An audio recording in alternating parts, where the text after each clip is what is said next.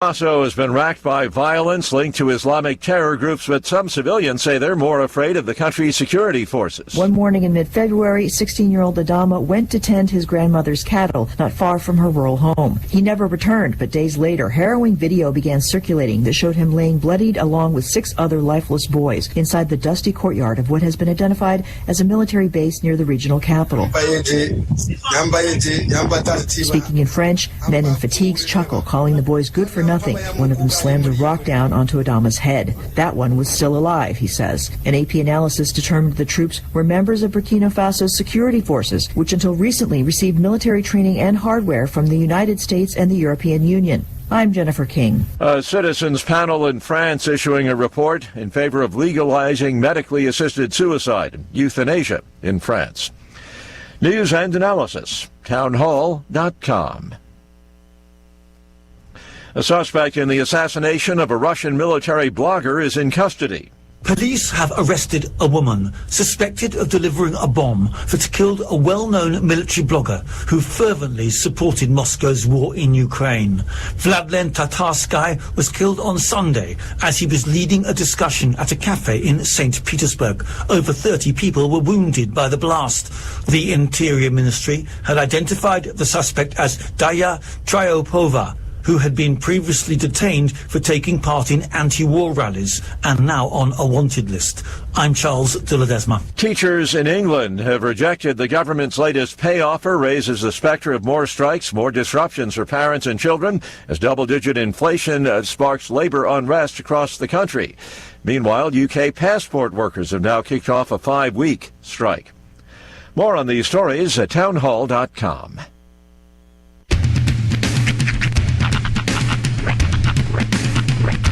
What in the wide, wide world of sports is going on here? I promise you, whatever scum did this, not one man on this force will rest for 1 minute until he's behind bars. Now let's grab a bite to eat. Yeah, come on. I feel the hot wind on my shoulder and the touch of a world that is older. I hit the switch and check the number. I leave it on and then I slumber. I hear the rhythm ringing through it. Flamenco guitar and cumbia music. I hear the talking of the DJ. The travel witch and what does he say? I'm on a Mexican radio. I'm on a Mexican radio. Broadcasting live from high atop the J.P. White Building in downtown Roswell, New Mexico. It's Mornings with Mike Winters on 106.5 Roswell's Talk FM. Is that what I sound like when I talk? Now, here's your host, Mike Winters. And good morning, one and all. Welcome to Mornings with Mike Winters. I am he. That would be me, Mike Winters. Happy Monday, everybody. That's an oxymoron. I know, but happy Monday nonetheless. Yeah. Hope it's a good one. At least it's going to be warm. Yeah, it's going to be warm. Not as windy, I hope. Well. Come on, man. Well. Give my hair a little bit of a break. You're the one who calls the shots around here. Well, we got red flag warnings and wind advisories and all that going on today. Fine, I'll go get my hat. We officially have a wind advisory kicking in at noon today, remaining in effect through 9 p.m. and a red flag warning kicking in at 10 a.m. this morning. Nice. 10 p.m. So enjoy. Soak it in. But it is going to be 86 today. A bit of spring. I just wanted like a week of the 70s, you know, like just nice 70s, casual, maybe a little wind. Now, it's a week of... Yuck. Did we get 70s? We do get 70s later in the week. Oh, fun. Okay, good. Yeah. Good. So we got something to look forward to. Yes. But let's see. I'm thinking, just looking at the week's forecast, I think we're windy through Tuesday, and then as of right here, Wednesday doesn't look so bad. Thursday doesn't look, they don't talk about wind Thursday on. But Wednesday, 10 to 15. But today and tomorrow, they're talking, like tomorrow, gusts as high as 65. Gusts as high as 45 today. Awesome. 40 tonight. 55 tomorrow night. gusts, wind gusts. So yeah, so we're gonna get some wind the next couple days, but maybe after that, maybe the Easter weekend will be a little bit more pleasant. Right now, they're just saying 76 and sunny on Saturday, and sunny and 84 on Easter Sunday. So we'll see. They don't talk about wind yet. Okay, give it time. give it time. They will soon. It will happen. Of course, it is spring and it is New Mexico. So happy Monday. Yes, indeed. Hope all of you are having a wonderful day so far. Had a decent weekend? Yeah, it wasn't too bad. Pretty. Do American Legion stuff Saturday. And Sunday, just kind of low-key hung out the house and really didn't do much. Watched some TV and a couple things around the house. Yes. Nothing major. Nothing. Saturday was, we had the remote Saturday morning to afternoon over at Honda. How'd that go? That was good. Decent turnout, and everybody seemed pretty happy. What were they giving away at Honda this week? It was the Roswell Honda Mystery Bag O Cash. Oh, good. So which was a cash grab. Cold, hard cash. That's right. A little folding money. No, good deal. But the rest of the weekend was basically spent, I was informed that the couch that I was in the process of purchasing was ready, and either Saturday or Sunday. And I'm like, oh, so that means I have to get my living room in order, and that means I have to completely, from one side of my house to the other, just clean my whole house. So the rest of the weekend was basically soaked up with that. To bring in a couch. Yeah, to bring in a couch, which I thought was a sectional. It just turned out it was a couch because I cleared out the entire living room thinking it was a couch and a love seat combo. It was not. It's just a couch. So I kept the love seat I have, but room is it came together quite nicely. Nice. Well, good. Yeah. So is it feels a little more homey? It is. Well, it's a darn sight more comfortable than the couch I had before, because the couch I had before was broken. Like it was. I was sitting at, I'd call it like a good 30-degree angle. It was starting to give me hip dysplasia. We'll put it that way. It feels weird to sit flat now. He's like, every time he leans, he's just leaning. Why is everybody leaning all the time? I do feel like I need to put like a foot under a cheek just to get the proper lean going on. He stopped carrying phone books around the house with him. But, well, good. I'm glad you got a house feeling a little more homey now. Good. That's awesome. Programming note, just real quick. Sean will be doing the show Friday. I'll be heading out of town Thursday after work. That's how I found out. Yeah. By the way, you're doing the show today. What? Yeah. Okay. No, we're gonna go out of town for Easter / a pre-birthday weekend for me. So, because my birthday's at the end of the month, so we're gonna go up and celebrate this weekend and go up visit family and hang out for the weekend and do Easter stuff. And I think we'll go up Thursday after work, and then Friday we'll go and I think we're gonna do a birthday dinner at a seafood restaurant because that's what I requested. And then a particular one, or no, just I want seafood, and they're gonna. I'm letting them recommend. What's that one? Oh Actually, gosh. I think you know what? I got Landry's. That's what it is. Landry's is. Well, they sent me a menu yesterday of a place. Let me look here. KrakenCrab.com. Kraken Crab. And it looks good. They got. Yeah. You know what I do want to try up in Albuquerque? And they got like all your seafood. Oh, nice. Crab and whatnot. Different types of crab, and so that sounds good to me. There you go. Now, I think we're gonna go watch my niece play some baseball. I think on Saturday, and then we'll head back Sunday after breakfast. You know what I want to try in Albuquerque? And I'm not even like a big fan of the sport in general, but they have a Top Golf in Albuquerque. Oh, yeah, they do. That I've seen people play. It looks like a lot of fun. I'm not a golf guy, but that looks like a lot of fun. Yeah, I think it's all the golf without all the walking. Kind of, yeah.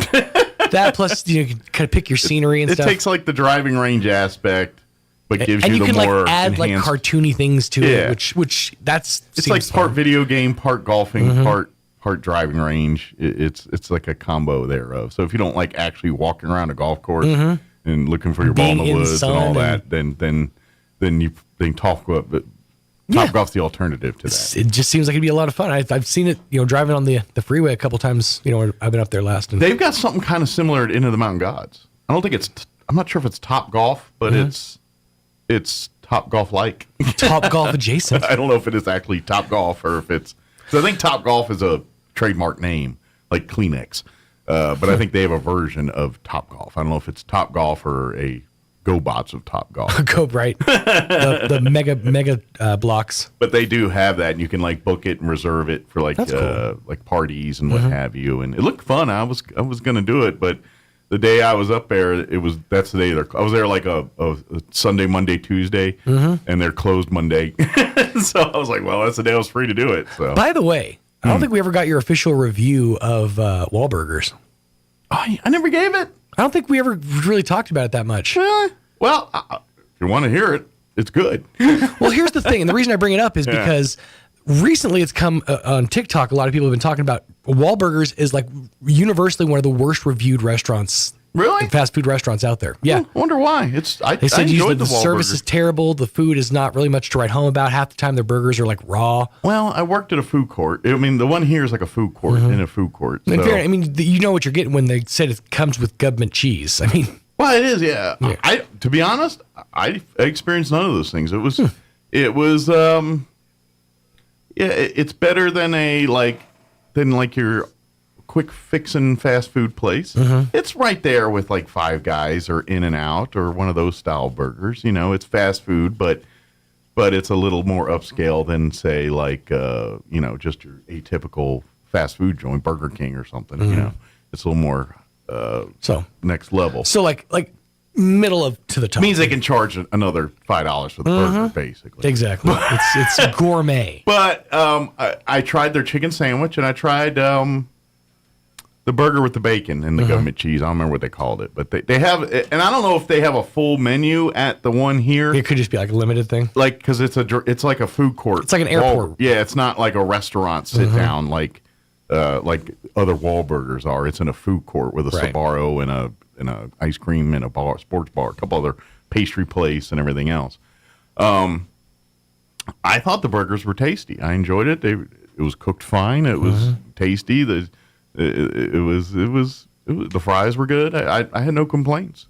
Was it like, oh my gosh, the best burger I ever had? No, it was all right. It tasted like I was pleasantly surprised. I wasn't disappointed. I wasn't blown away. It was a decent burger.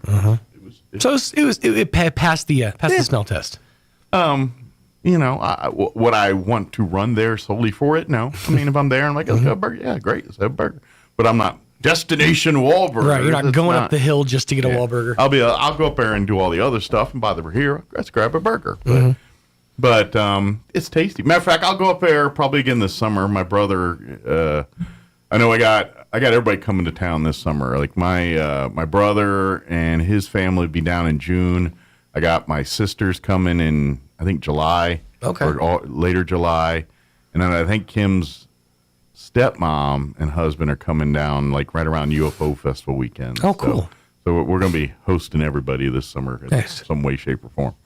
So we'll be around and out and about. You know, when you have friends and family come to town, you take them to all the places, all the fancy spots. I've got lots of opportunities over the summer to be doing that stuff around southeast New Mexico. So I will have another burger and report back. There you go. How was your weekend other than the couch? It was good. And get a new couch. It was just kind of chock full of moving stuff around, getting stuff cleaned up, and then WrestleMania. Yeah. Did you watch all? I watched a good portion of it. Actually, ended up having dinner with a friend last night, so I missed the first part of it, but caught the important stuff. Okay. The ladder matches, the main event. Which you need to know. That's right. The stuff, the water cooler talk for today. You just got to find someone else at the water cooler that watched it. That's right. Yeah, not a lot here in this building, but there are places. Yeah, well, that's what the internet's for. Well, they got millions of viewers. There's a reason why they make a lot of money on these events. The big news today is it's official that WWE has been sold to Endeavor Media Ventures, which is the company that also owns UFC. Okay. So does that mean McMahon no longer owns any kind of wrestling? He still has a majority stake in the WWE side of things, but it basically cuts his ownership stake to like 15%, essentially.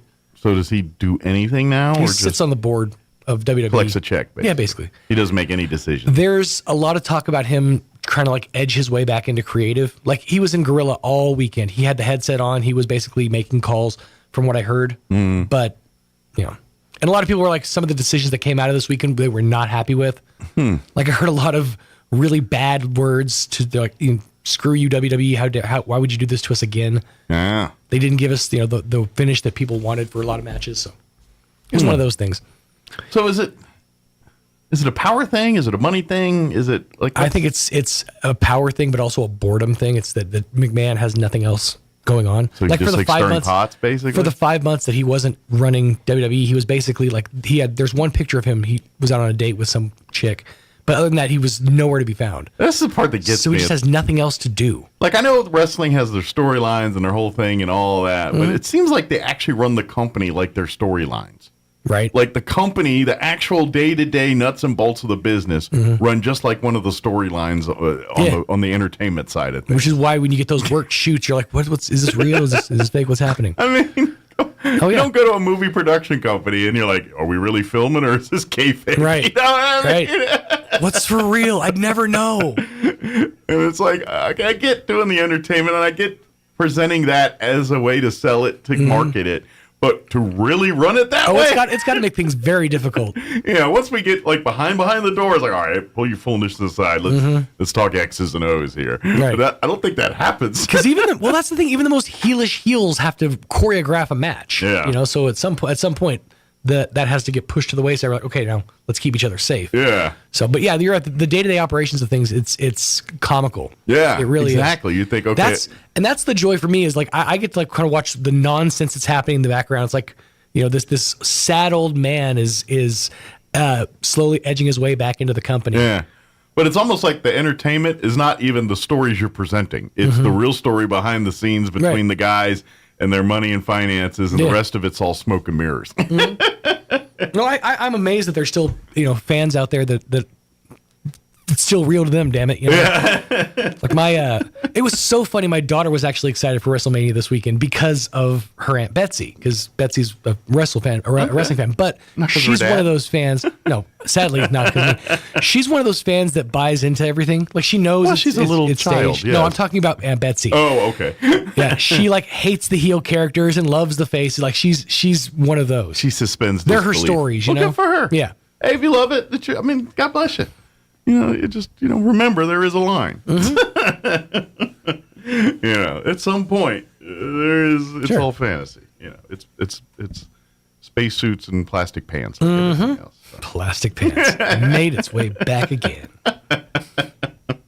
Let me give you the rundown for today's show. We're going to replay an interview this hour. Donna Racion with the NMUR joined us a week or so ago, just talking about some things coming up, and so we're going to play that for you in just a bit. In the 8 o'clock hour, about 8:15, Jim Tucker, Skywarn Weather Coordinator for Chaves County, going to join us. The dad, not James. I didn't make that confusing. It's Jim, not James. Right. I've done that twice, I think, where I thought I had Jim and James is coming, or vice versa. But anyway, it'll be Jim Tucker, Skywarn Weather Coordinator, and we're going to talk about an upcoming spotter training class here in just actually a few short days. And then in the 9 o'clock hour, about 9:15, Eric Gomez, assistant principal at Roswell High, will join us talking about a career fair, a career day they've got coming up here later on in April for high school students there. And we'll talk about, I think they're looking for more people to come be a part of the career fair for the students, things like that. So Eric will join us and give us the skinny on that about 9:15 this morning. Plus, we'll have all of your features that include news of the local and national variety, along with your Wall Street business update. Roswell Livestock Report with Smiley here in just a few minutes, as it is Monday, and whatever else we can come up with for today's show. So let us see. It is 7:21. Let's go ahead and take a look at that weather. Like I said, 80s and windy. Yep. And then maybe not windy later, but maybe it will be. We'll see.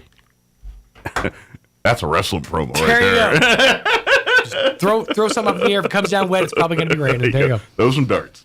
I'm meteorologist Steve Hamilton with your Pecos Valley weather. Low pressure will be moving in to our north, and a cold front headed our way with some very gusty wind coming up, especially on Tuesday. It'll be pretty windy today, gusts up to 45 miles an hour, sunshine, and we're in the mid-80s. Overnight, clear and gusty, our low in the low 50s, and then tomorrow's wind gusts could hit about 65 miles per hour, our high near 70 and sunny. That's your latest forecast. I'm meteorologist Steve Hamilton. Thank you, Steve. Currently 49 degrees here in Roswell. Humidity is at 17%, pretty low. Winds currently out of the southwest at 17 miles per hour. Because of that wind, low humidity, it's a recipe for fire, hence the red flag warning. It's going to kick in at 10 a.m. today, remaining in effect through 10 p.m. this evening. Also, the wind advisory taking effect at noon, remaining in effect through 9 p.m. today. Sunny skies and 86, but winds will be up out of the south. 5 to 15 this morning, but this afternoon, 20 to 30, gusting as high as 45 miles per hour. Mostly clear tonight with an overnight low of 50. Winds will be still blowing out of the south, 20 to 30. Gusting as high as 40 miles per hour. For you Tuesday, another windy day. Cooler as well. Highs near 70 tomorrow, but expect areas of blowing dust after 10. Winds will be out of the southwest 20 to 30, increasing 35 to 45, gusting as high as 65 miles per hour tomorrow afternoon. So expect red flag warnings and all of that for tomorrow as well. Tomorrow night, areas of blowing dust before 1 a.m., clear skies and windy with an overnight low of 32.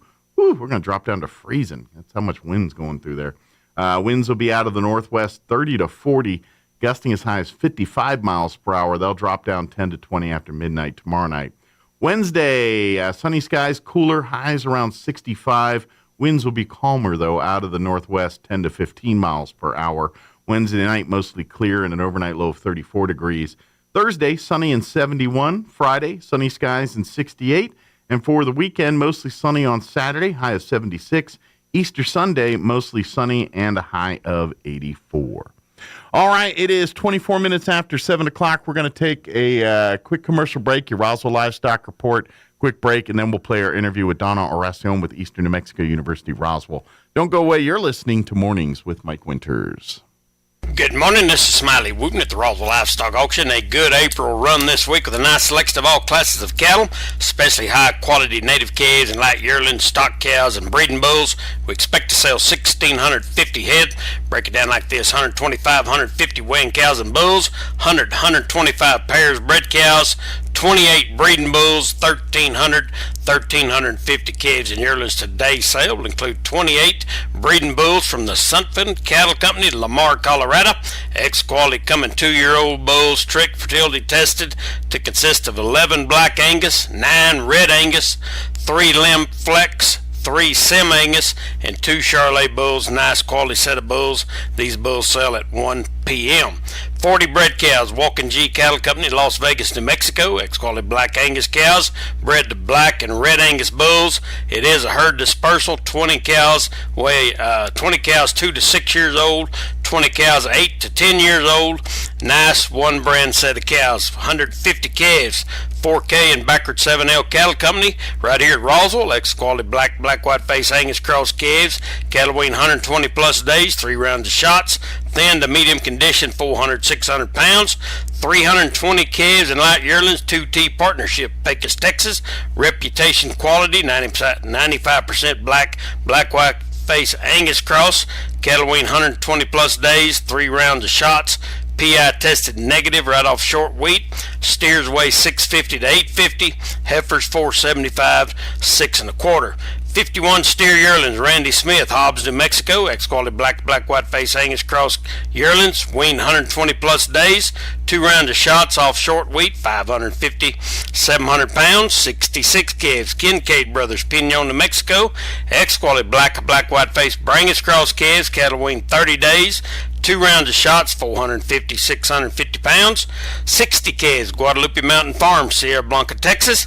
Excellent quality black white face, red white face English cross calves, 400, 600 pounds. 36 yearlings, Nathaniel Inge, Balmoral, Texas.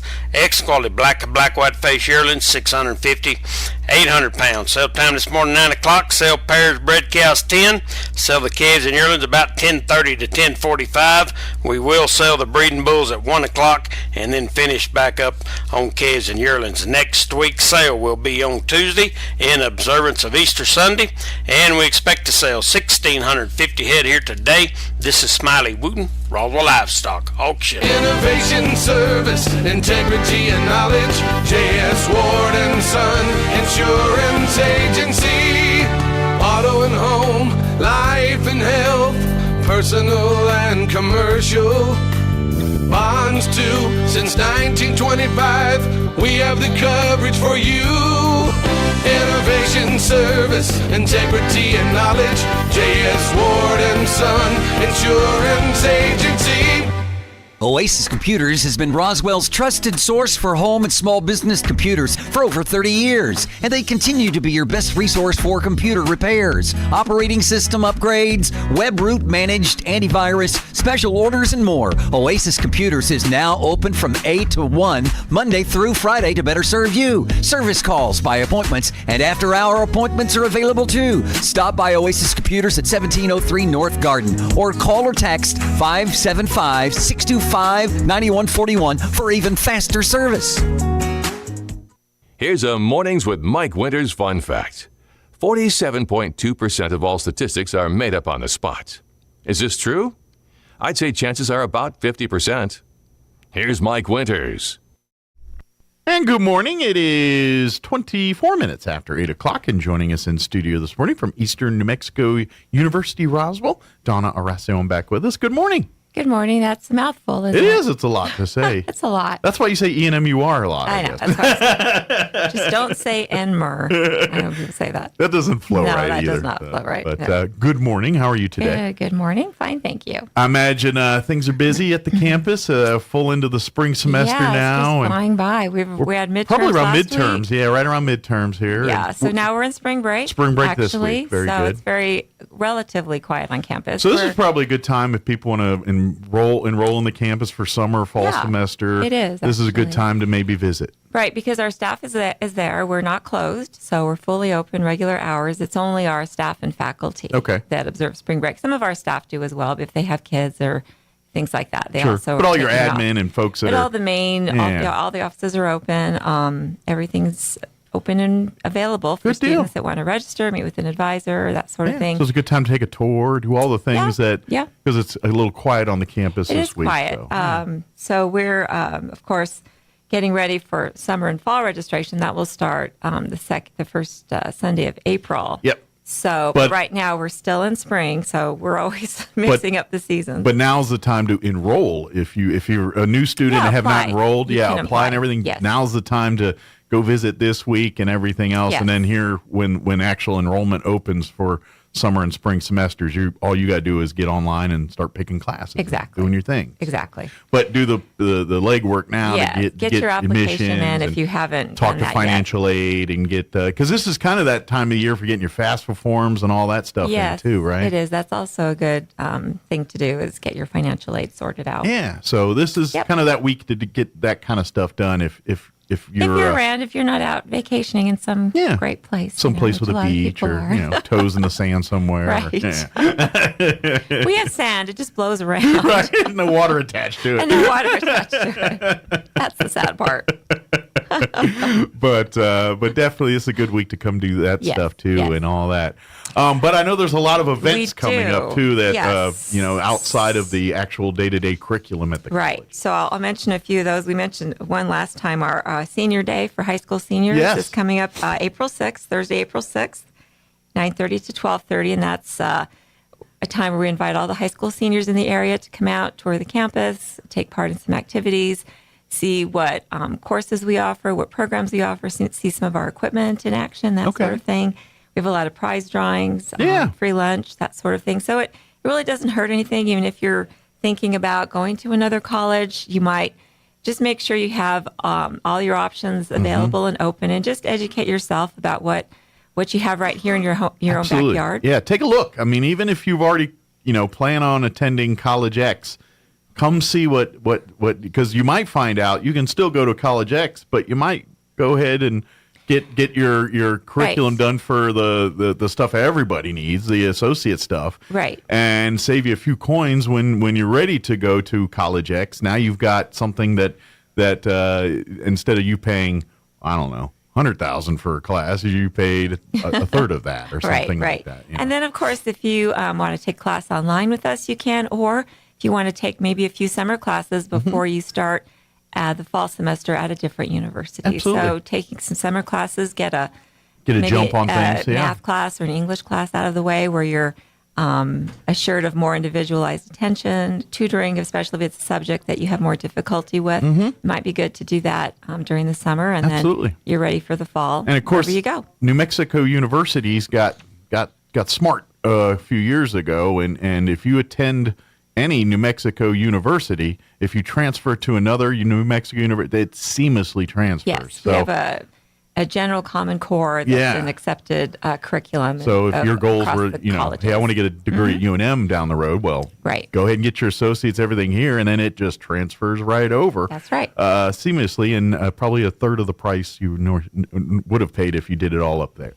So again, it's just a good idea to make sure you know what you're giving up or what you're missing out here in Roswell. And not to mention, too, if you're transitioning from that high school to college, this might give you a smoother transition, especially if your plans are to go to some major university.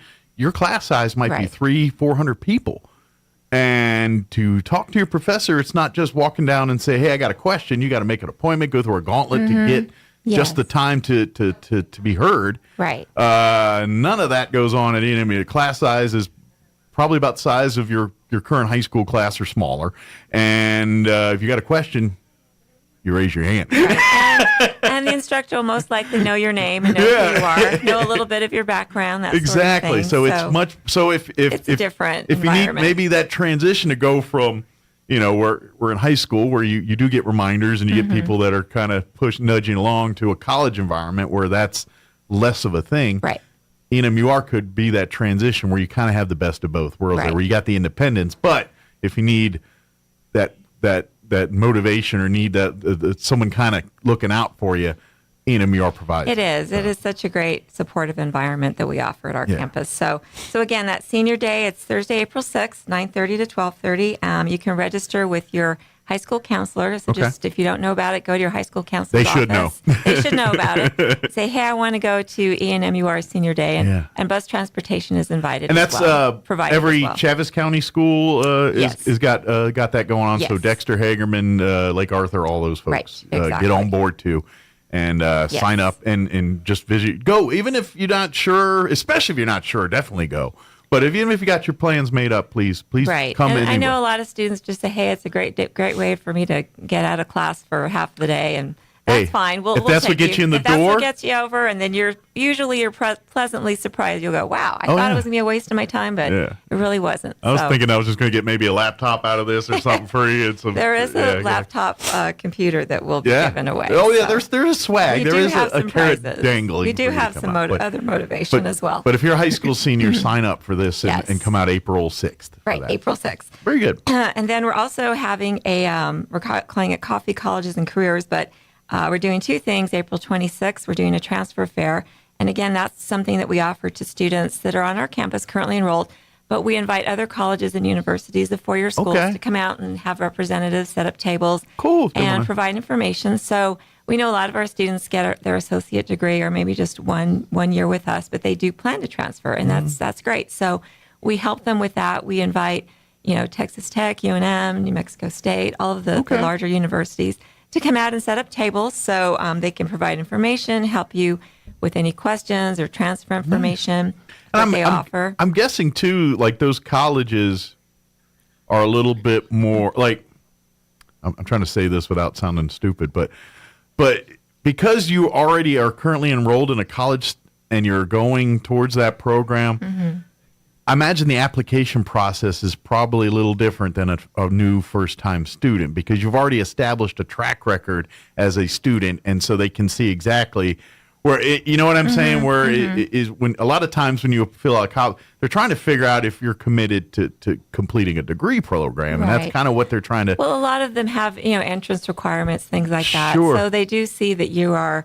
A serious student. Sure. They can look I think, at your like I said, it gives you a slight advantage in there because you've already proven some of the things they're looking for. Right. And that's it is. So it's a great opportunity to just get information about a lot of different colleges in the area, in New Mexico, in the region.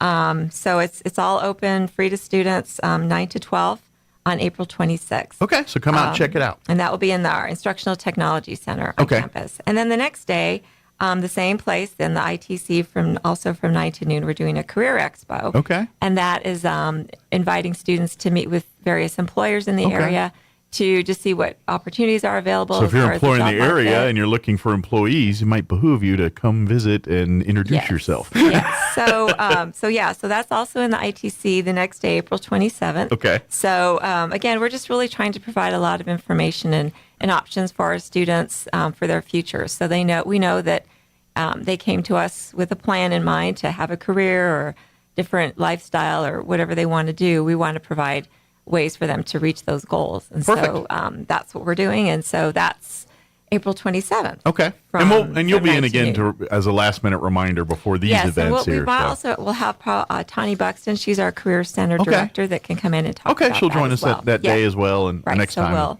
We'll see if she can come in and talk about that. Nice. But that's a great opportunity that we haven't done in a while, because of COVID and everything. We were kind of closed off for a while. So now we're really making up for lost time. We're just inviting everybody. We're just going to throw it all in the mix here. come and see us this June or this spring.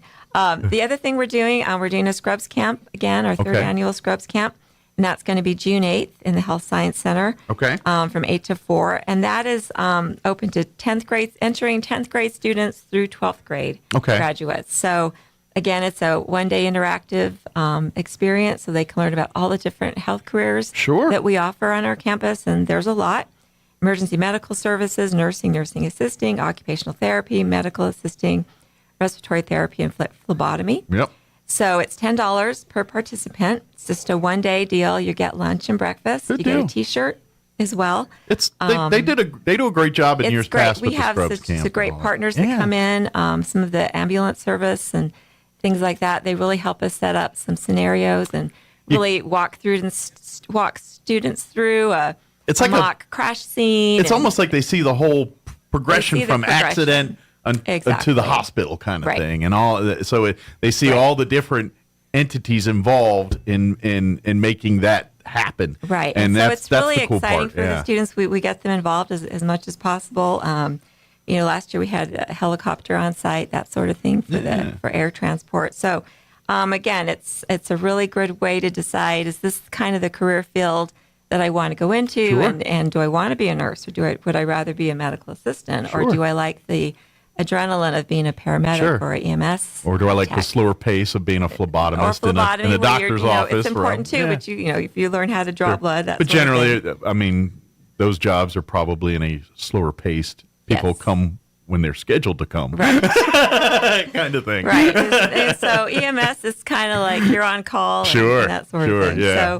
So it's really a great day to come out and learn about those career fields. And so that's June 8th from 8 to 4. We do have an application that you need to fill out, and that's on our website at roswell.enmu.edu. Make sure we have your parents' permission and all that sort of thing. Yes, absolutely. But again, for $10 for a full day of activities and information and education. That could actually change your life. It could change your life. Absolutely. You could really solidify, I really want to be in the healthcare field and helping people. Or you see it and say, you know what? I better brush up on engineering. Do something else. Lawyers. I'd rather just do something else. Yep.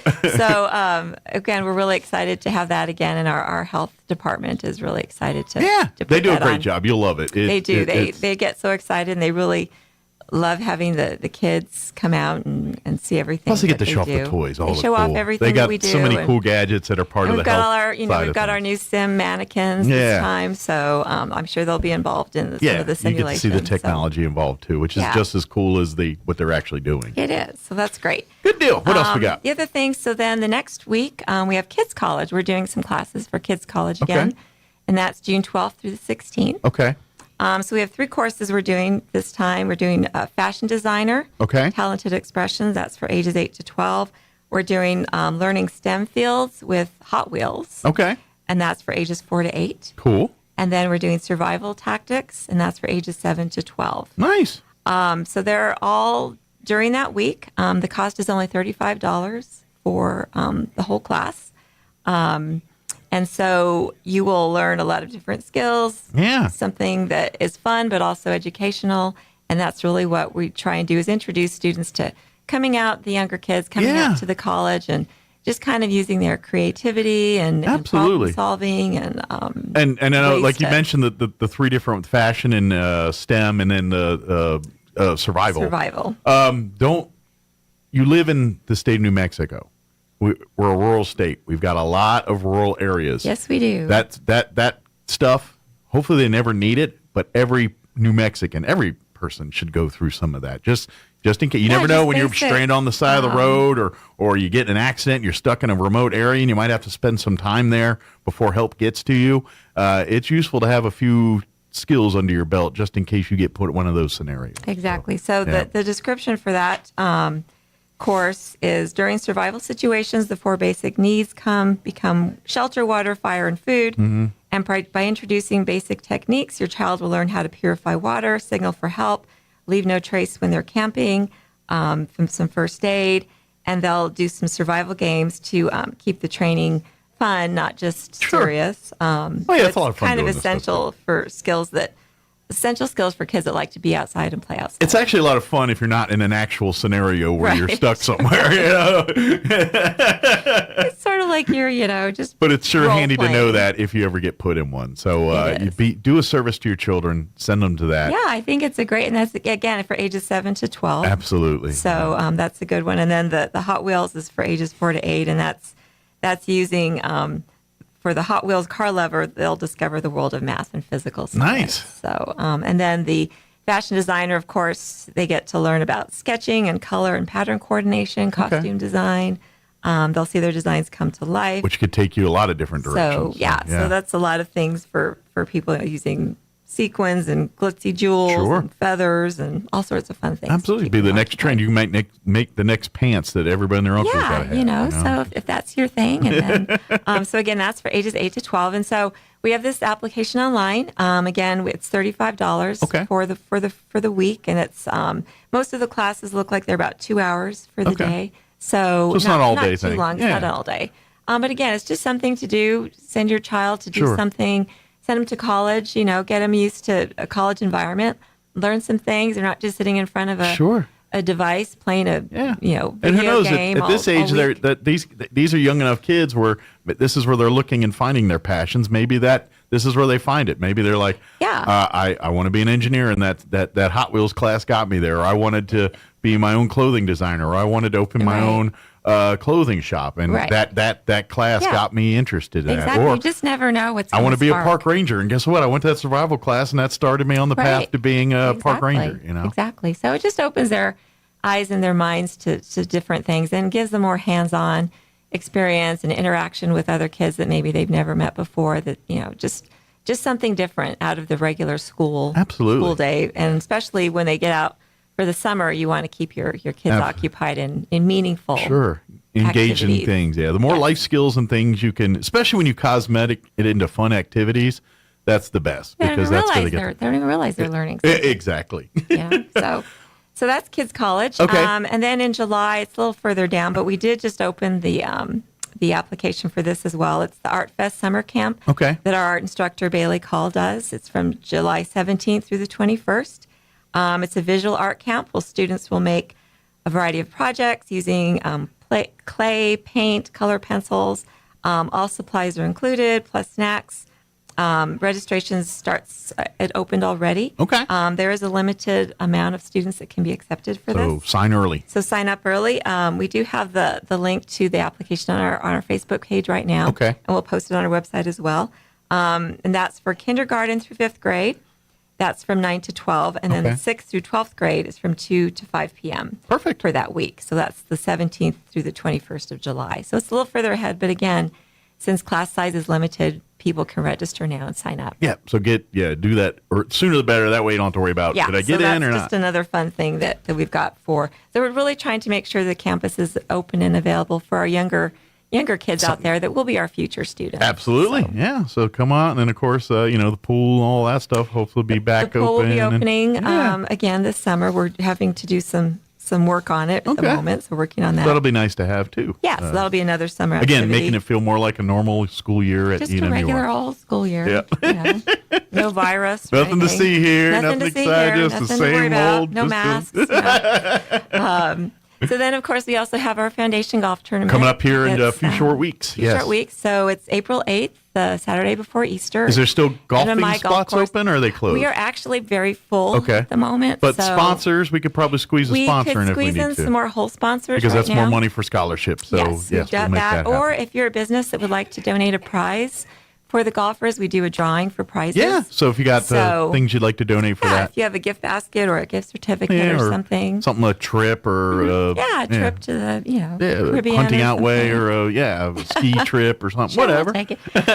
So that's our 20th annual tournament. So we've been doing this for 20 years. So Excellent. It's really amazing. The time has flown. And this is one of the big fundraisers for the foundation each year to provide scholarship money that they hand out quite frequently. Right, and we just did close to $50,000 in scholarships for the spring semester. That's awesome. So we take the money, we invest it, we make sure it grows, and then we make sure it goes into the hands of the students that really need it. Thank all you folks that are going to come out that weekend and whack the golf ball around. All our sponsors, we've got some great sponsors so far, and we've got some great prizes already. So we're doing 2 closest to the pin prizes, and then we give every golfer a ticket for a prize, and we draw for all of those. So generally, don't lose that ticket. Most of the golfers will go away with some kind of prize. If not, you'll have a full belly. And we have breakfast and lunch provided. Lots of fun. Depending how well you did in golf, the stories to tell. Yeah, exactly. The Redcoats will be out there to do a little ribbon cutting since it is our 20th annual. And then we'll have some of our ACES students, our student ambassadors, as well. Cool. There. So you get to see exactly what your golfing's doing in our community. That actually are on campus and work with us. So, but it is April 8th at the New Mexico Military Institute golf course. And again, we do have all of our team slots filled since it is just a morning tournament right now. You can get on a waiting list, but if you do want to sponsor, reach out to Craig and reach out to Craig. And again, that's on our website as well. But it's 624-7304 if you want to talk with Craig. Yeah, excellent. So and then if you missed out, sign up early next year. That way you can guarantee you get a slot. So we'll set the date for next year in 2024. There you go. But yeah, we appreciate everybody supporting us so far, and we're really looking forward to a great day. Good deal. On April 8th. Excellent. So, of course, everything we talked about here, find it at the website, roswell.enmu.edu. Right. Don't forget, also, ENMU Roswell has a Facebook page as well. They have several, We do. Actually. We have. There's a lot. Other clubs and groups on campus also have Facebook pages, and also Instagram as well. Yeah, so like and follow those, and you can kind of, especially if you're a student, that's the best way to stay up to date. It is, and we post really interesting stuff every day. We try not to over post, but we want to make sure the posts we have are always meaningful, educational, or enlightening in some way. Absolutely, or providing an opportunity. Yes, exactly. Well, Donna, as always, appreciate the visit. Thank you, Mike. Appreciate and, you. We'll see you next time here. Okay. And again, a lot. Some of these the events in June, July we're talking about. We'll remind you again next month. Yes, we'll have some of our other staff come out and give you more information about these events. But go to the website now. Start enrolling. Start signing up for some of these summer camps and things. Yes. All of that. Go right now and do. Yes, we've got a lot going on. Awesome. Well, thank you, Donna. Thank you very much. Hopefully, your day is quiet this week. And yours as well. Nice and quiet. Enjoy your spring break. Strolls into the cafeteria, no line, just eats lunch, and it's going to be a good day. Yeah, Thanks, exactly. Thank you. All right, it is 8:46. We're going to pause for news and. Now for your Pecos Valley News Update, I'm Jared Cirillo. The Artesia Police Department is now the focus of a lawsuit accusing it of using excessive force and jailing a man illegally. Noah Griffin of Artesia, and who was jailed for months, is suing the city and its police department after the incident began with a trespassing call at the high school. The 20-year-old Griffin was arrested back in February of last year. He was charged with 3 counts of battery to a police officer. But those charges were all dropped 9 months later, all while Griffin remained in jail. Carlsbad Museum Director Dave Morgan has retired after serving 10 years with the city. Mayor Dale Janway said during Morgan's tenure, the museum underwent numerous changes, including a rebranding, a major restructuring, and a development of the Carlsbad Hall of Fame exhibit. Dave has a background in woodworking and construction, according to the mayor, so he was always able to take a hands-on approach in any project at the museum. You're up to date. I'm Jared Cirillo. A week ago, NPR canceled a hit podcast once thought to be untouchable. At one time, Invisibilia was downloaded 40 million times in its first 3 months of life. It cost $1 million an episode to make, and now it's gone, replaced by serious questions about the future of podcasting. I'm Kim Commando, brought to you by NetSuite, the #1 cloud financial system. Get no payments or interest for 6 months at netsuite.com/Kim. Like making a record, the bar to the world of podcasting is very low. Anyone can be a podcaster, but like a hit record, you have a better chance of getting struck by lightning than producing a hit podcast. No one knows how many podcasts are out there, but what we do know is that only a few have big audiences that translate into big advertising money. Vanity Fair says the dumb money advertisers who threw dollars at everyone is gone, and there's an unsettling feeling that this year, many other podcasts will be gone too. But for great content on the go, get my podcast. It's called Kim Commando Today. Who's planning to do some spring cleaning this year? It's time to dust those hard-to-reach places and clean out that closet. You know the one. Here's my advice. Clean your house and then protect every inch of it with SimpliSafe Home Security. I recommend it to everyone. SimpliSafe is designed with cutting-edge technology and backed by 24/7 professional monitoring. In an emergency, agents use Fast Protect technology only from SimpliSafe to capture critical evidence so you can get priority police dispatch. 24/7 professional monitoring service costs under $1 a day, less than half the price of traditional home security systems. Plus, lock and unlock your doors, access your cameras, and arm and disarm your system from anywhere. Customize the perfect system for your home in just a few minutes at simplysafekim.com. Claim a free indoor security camera plus 20% off your order with interactive monitoring. That's simplysafekim.com. simplysafekim.com. There's no safe like SimpliSafe. Meteorologist Steve Hamilton with your Pecos Valley weather. Low pressure will be moving into our north and a cold front headed our way with some very gusty wind coming up, especially on Tuesday. It'll be pretty windy today. Gusts up to 45 miles an hour, sunshine, and we're in the mid-80s. Overnight, clear and gusty, our low in the low 50s, and then tomorrow's wind gusts could hit about 65 miles per hour, our high near 70 and sunny. That's your latest forecast. I'm meteorologist Steve Hamilton. It's time for the Chaves County Sports Report. It was doubleheader time for the Goddard Rockets on Saturday. They played a home twin bill against the Santa Teresa Desert Warriors, and Santa Teresa surprised Goddard with a win in the first game by a score of 9-6. Ross Stokes 2 for 4 for the Rockets with a double. In the second game, Goddard turned out the bats and got enough pitching. 11-4 was the final score as Goddard wins that one. The starting pitcher was Tyler Conrad, and he was the winning pitcher. He gave up only 3 hits over 4 innings of work. The bats were working for the Rockets in that second game, too. Jonathan Silva, 2 for 3 with a double and 3 RBIs. Cinco Holloway, 2 for 3 with a double and 2 RBIs. Goddard plays at Roswell. Well, they've got the game against Roswell Friday at 6 and another game Saturday at 11. The Sports Report brought to you by DSI. Call DSI for all your office technology needs. I'm Eric Butler at Roswell's Talk FM 106.5. With the Wall Street Business Report, I'm Bill Alexander. U.S. consumer spending rose moderately in February, and while inflation cooled, it remained high enough to possibly allow the Federal Reserve to raise interest rates one more time this year. The slowdown in consumer spending reported by the Commerce Department on Friday followed the largest increase in nearly 2 years in January. That, together with February's small gain, put consumer spending on track to surge this quarter after growing at its slowest pace in 2.5 years in the fourth quarter. A California judge has rejected an Amazon bid to dismiss the state's lawsuit accusing the online retailer of illegally forcing merchants to accept policies that result in artificially high prices for consumers. Kraft Heinz has agreed to sell its baby food business in Russia to a local drink and snack maker, the U.S. food giant said on Friday, as domestic firms continue to capitalize on the departure of Western brands. For the Wall Street Business Report, I'm Bill Alexander in Washington.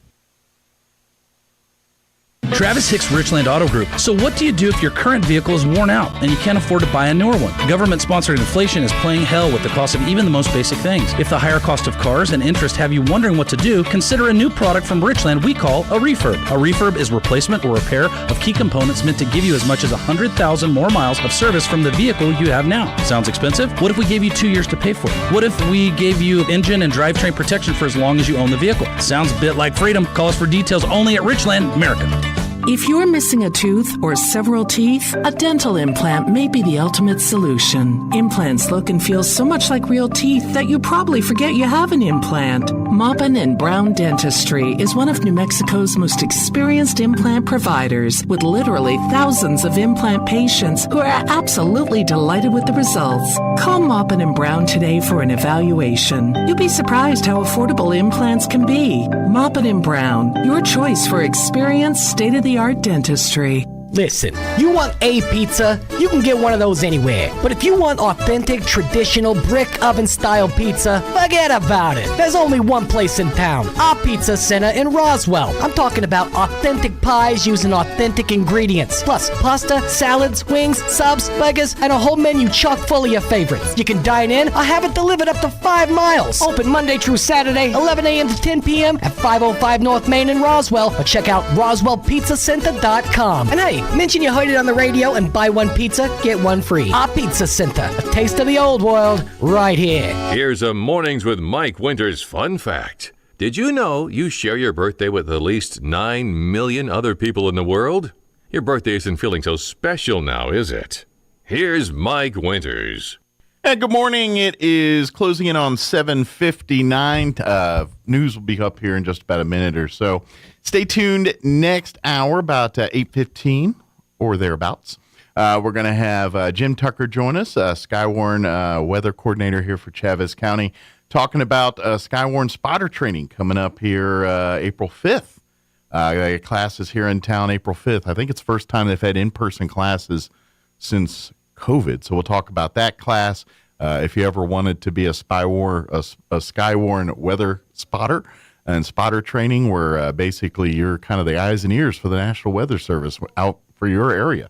So we'll talk about that with Jim. And then he's also a ham radio guy, so we'll give an update on his ham radio club and talk a little bit about some of the things they've got going on too. So we'll talk Skywarn weather coordinating and ham radio next hour with Jim Tucker. So that's what we got on tap for the 8 o'clock hour. In the 9 o'clock hour, we'll talk with Eric Gomez from Roswell High.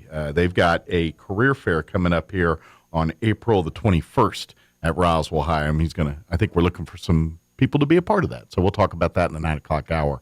Town Hall News up next. We'll be back on the other side. Your home for Armed American Radio is 106.5 FM, KEND Roswell. News this hour from townhall.com. I'm Rich Thomason. There is a lot of debris to be cleaned up following Friday's powerful storms and tornadoes that cut a deadly path across 11 states. FEMA Administrator Deanne Criswell says the cleanup in Arkansas is even more important with more heavy weather in the forecast. I think the biggest thing right now is that people continue to do what they're doing. What I saw today is homes that were already starting to get ready for the storms that are coming in, that debris was already starting to move. And what the Presidential Disaster Declaration does that the governor asked for is it will help reimburse some of those costs. The audio from KAIT TV. Donald Trump returns to New York City later today to be arrested and arraigned on criminal charges. The former president is scheduled to fly to New York this afternoon and spend the night at the Trump Tower in Midtown Manhattan. Then tomorrow, he's expected to report to the courthouse where he will be fingerprinted and have a mugshot taken. Once the booking is complete, Trump will appear before a judge for an afternoon arraignment. White House correspondent Greg Clugston, the former president, says all of the evidence points to a stolen election in 2020. And you think about what we did in 2016, and then we did even better by many millions and millions of votes in 2020, but the election was rigged and stolen. But now we're going to take back our country in 2024. That's from a video posted last evening on Mr. Trump's Truth Social site. NATO Secretary General Jens Stoltenberg says Finland will become the 31st member of the military alliance tomorrow. The Biden administration reportedly about to announce a new $2.6 billion military aid package for Ukraine. The official word could come later today. Watching Wall Street, the Dow is up 309 points, the Nasdaq down 49 points. More on these stories at townhall.com. People ask me sometimes Everybody wants cheap airfare, but where do you find it? You call low-cost airlines. Their prices are direct from the airlines, and they're so low you can't find these fares published anywhere. They specialize in cheap flights, discount hotel rooms, cheap car rental rates, and great package deals anywhere around the world. Wherever you want to go, they can help you get there cheaply and with a best price guarantee. If you want the lowest prices on your airline tickets or other travel services, call now. That's right, call. That's the only way to get these rates. Experts are standing by 24/7 to get you the cheapest airfare and hotel rates available. So don't wait. Call right now for the lowest travel prices anywhere and for great last-minute travel deals too. Call 866-755-5300. That's 866-755-5300. Again, that's 866-755-5300. Call us right now. The trial of Kosovo's ex-president and 3 other former high-ranking members of the Kosovo Liberation Army charged with war crimes and crimes against humanity set to open in The Hague. Hasan Thaci co-founded the KLA, a paramilitary force that sought to secure Kosovo's independence from Serbia. He and other former commanders are accused of killing nearly 100 people and other atrocities, including enforced disappearances and torture. They're suspected of targeting Serbs, Roma, and ethnic Albanians considered to be traitors or collaborators with Serbian forces. Victims and human rights groups hope his trial will reveal what happened to some of the thousands of people who vanished during the Kosovo conflict. Mr. Thaci and the 3 other men deny any wrongdoing. The BBC's Anna Holligan. 4 people suffered serious injuries. An overnight fire at a hospital in Berlin. Arson is suspected. News and analysis at townhall.com. The U.S. military declaring war on obesity within its ranks. The Army says nearly 10,000 active duty soldiers became obese between February of 2019 and the spring of 2021. That's when the pandemic meant restricted duty and limited exercise, and body mass scores went up. Increases were also noted in the Navy and the Marines, raising concerns about the fitness of America's fighting forces. Military personnel who are overweight are more likely to be injured, and the price tag each year is over $1 billion.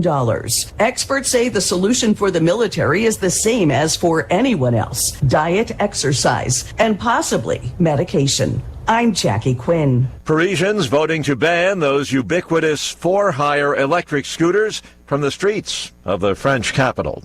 More on these stories at townhall.com.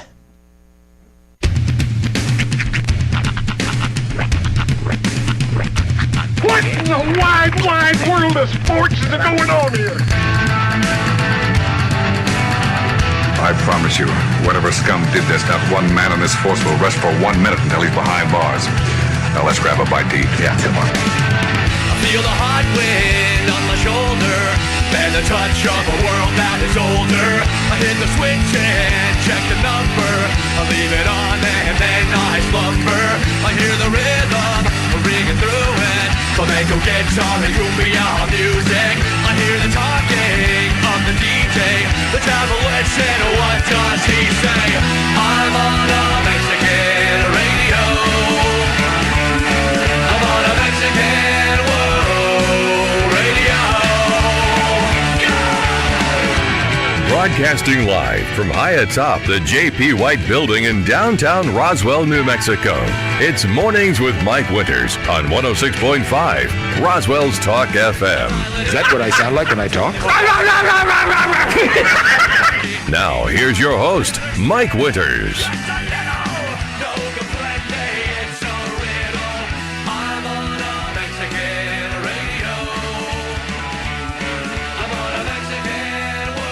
And good morning. It is 6 minutes after 8 o'clock. Welcome to hour number 2. The Deuce. Of Mornings with Mike Winters, right here on 106.5 Roswell's Talk FM. Happy Monday, everybody. Yes. It is Monday, but happy Monday. Yes. So, yeah, old Roy was, we were talking about that story about the obesity in law enforcement and military and all that, and how that's a problem now. And I'm like, not when I was in. Right. When I was in Air Force, we were very strict about weight things. Well, yeah, in fairness, you guys were airborne. So you had to, you had to stay under a certain weight. It's hard to lift. It's hard to lift. Well, the fat. the standards were for all branches of the military, but I was hardly airborne. Yeah, you were pretty grounded. I was in the rear with the gear, brother. But they were strict, because I was one of those people. I'm 5'8", and so for 5'8", I had to be 184 pounds. I ain't been 184 since like sophomore middle school, right? High school rather, And so I was always like 191, but where I was good was my body fat percentage was under 20%. So I could be over the weight as long as my body fat was under 20%. Right. And so that's how I passed every time. But every single quarter, when time for your weigh-ins and time for to make sure you're in compliance. Usually, if you deploy, at least once a year they do it. Sometimes multiples, depending on if you're deploying things like that. But yeah, they used to weigh all the time, and then if you didn't, they'd put you in what was called the Fat Boy program. Right. And you had to go and, go work out and report and do this and lose weight. And if you didn't get back in regulations within X amount of time, they threw your butt out of the military. I don't know what they're doing now. Right. But that seemed to work pretty good back then. We didn't have problems with soldiers being too fat to fight. I mean, I don't know what, I'm sure this is the sign of the times, and everyone wants to kumbaya, make everything warm and fuzzy. And there's certain aspects of the world you can't do that in, and no one's military. You just can't let anybody in. It's just I live in a world that I'm just discovering that you can melt Jolly Ranchers and coat them in Coke grapes with them. Yeah, and that it's delightful. And I feel like that's part of the reason that everybody's getting this way, because we're finding all these TikTok trends that are delicious. It's not right, man. I candy coated grapes this weekend. That's. Do you want to talk about like some kind of king nonsense? Y'all need to let these military people let them do their thing. Let them do it. Don't sit there and try to analyze or what they're doing. Just be thankful they're protecting your butt, and then you go along about your TikTok videos and all that, and let them do their thing. Quit worrying about. Let them handle their standards. Let them do what they're doing. They will. That's the part it's when these idiots come in from the outside and make decisions that they have no idea, and they're ruining the military by doing it. And that little story is the proof of which I speak, saying this is why you don't mess with things that's been working for 200 years, that you just roll in and change because you think you know what you're doing all of a sudden. Idiots. Anyway. Happy Monday. What's funny is, and this is completely unrelated, but what you just said made me think of the CMT Awards over the weekend. That was on last night, wasn't it? Yeah. I missed that. Boy, well, are you friends at all with Steve Elrod on Facebook? I think I am, yes. You should go back and find his post because it's rather interesting. He put two pictures up. I can find it real quick for you. He put two pictures up, one of which was Kane Brown in a bright pink cowboy hat, and the other picture was a group of drag queens standing on stage. And there was an expletive in his post. He goes, "What?" He goes, "What did I just watch?" Essentially, and there was a lot of comments, a lot of interesting comments. Yeah. Country fans, y'all should have seen this coming. They've been destroying your genre of music for years now. I was like, I remember country when I was a kid, and listen, to each their own. I'm not here to judge or tell you how to live your life. It's just I always felt like there are certain things that were sacred. Well, there's a genre of music for a reason. We don't need to make every genre one genre. Everyone's all like, I want to mix mash it together. It's like, no, there's a reason why people like country music. Right. It's because they don't like rock. They don't want rock in their country. They don't want rap in their country. They don't want country in their rap. They don't want country in their rock. I don't want peanut butter in my chocolate. and when you blur it all together, I'm like, Taylor Swift, star. What is she? Country? Pop? Rock? We have no idea. She's all the above. I don't know. Who knows, man? I can't keep track. I don't know, man. I mean, at least when I was a kid, we had boxes. We knew what was in the box. And we're like, here's the box. You like this kind of stuff? Here's your box. All right, so here's Kane Brown in a bright pink cowboy hat. And then not sure what's really happening here, but I think it might just be RuPaul's Drag Race, the cast of RuPaul's Drag Race. But I'm thinking they were giving out an award, or I don't know. But yeah, I didn't watch it. I just saw his post. King Brown ought to talk to the group Poison. I think he stole their wardrobe. Not like new poison, like 83 poison. They think they're original. I'm like, it's been done, dude. I hate to burst your little pink hat bubble there, but it's been done years ago by people long before you. I'm not trying to be like, not progressive or whatever. My son likes My Little Pony. I'm not that guy. It's just leave the genre of Willie and Waylon alone, It is kind of, but hey, if they make money, I guess God bless them. That's what it is. So, not my cup of tea. And it just cemented the fact that I hate award shows and never watch them. Right, that's spot on. I have no idea why we still live in that world where award shows are a thing. Well, and it's funny because we live in a world where everybody's pompous and loves them some them. Mm-hmm. But they live in a world where they judge everybody that loves them some them but them. Does that make sense? A very little bit, but yes. Like they're so stuck on themselves that when someone's stuck on themselves, try to talk about themselves, they don't let them. So basically, they judge the other person for doing the same thing they just did. Right. If you have Trump and Kanye in a room together, essentially it's going to be one of the situation you're talking about. It's the narcissist calling the narcissist a narcissist. Yeah. Yeah, no, that makes more sense. Thomas has something he's dangling in the door there. It looked like it was an Easter basket. He said he had something for us on Saturday. He was talking about some Easter something. Okay. So I'm curious. All right. Well, does he want to do it real quick? I don't know. You want to come in here, big boy? Or he's in. He closed the door and went in the other room. So, all right. But he was dangling something while I was talking about stupid people. So, but it looked like an Easter basket. Yeah, he was talking about something kind of Easter something on at the remote on Saturday. Okay. So, well, we'll see what happens. he does here. Let me give you what's on tap for this hour of the show. Me griping about people for the next hour. I kid. Enjoy. No, Jim Tucker's going to join us, Skywarn weather coordinator for Chavez County. Got to talk about a couple things. They've got Skywarn spotter training classes coming up here on April the 5th. I believe. Yes. Here in just a few short days. And and it's in person, which is, I think, the first time in several years. Oh, wow. Nice. Since 2019, back when it was a different world. 2019 was a different era in society than it was 2020. I heard an interesting story, or I read an interesting story just a few minutes ago. There's a kid named Max Woozy. Woosie, I think. I'm not sure. March today in 2020, he decided he was going to sleep in a tent as many nights as possible. When COVID started in March? Basically back when COVID started in March. He decided he was going to spend every night in a tent. It was his neighbor had died from cancer, and he gave him this tent and said, go have an adventure. So that was the adventure he decided to have. So I guess last night, he spent his last night in the tent. Okay. So he's officially done 3 years, three calendar years spent in a tent. Okay. I'm like, that's insane.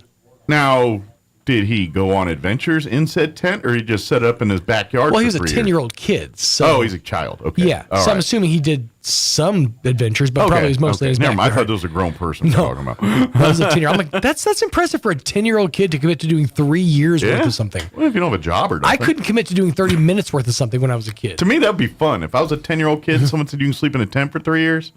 Game on. I would have loved it. He got the Guinness World Record. I would have loved it. I mean, there have probably been a couple nights when there's a winter storm or something. You're like, all right, maybe I ought to venture into the porch. Right. But most of the time, I loved it. I would have loved that. I don't think I I camped camped and stuff when I was a kid. I was in Boy Scouts. Well, I did some camping. I wasn't a huge fan of it. My legs. Everyone talks about my legs. To this day, it's because I hiked hundreds of miles as a teenager. Backpacking. The entire and reason stuff. I have calf muscles is because of marching band. Yeah, I did all that. That was what I loved as a kid. So that would have been fun for me. Right. Especially if they let me like cook my own food and things at 10. Yeah, that would have been a ball. Can I start fires? Yeah. You're like, I can set fire? No, you can start fires. It's different. Yeah, that would have been delightful. Camp for 3 years? Yeah, please. I would have been. As long as all my food and everything's provided, I just got to roll here and sit in the tent and camp. Yeah. That's my job for 3 years. You can have dinner with mom and dad. You just roll back out to the tent at night. I would have built a whole Shangri-La. I would have had like a little table. It looked like Gilligan's Island there with a tent. You know? Coconut radio set up. Yeah. I'd have the coconut. All my bowls in China would be coconut bowls, and those tables and the huts. It would be all that. Of course.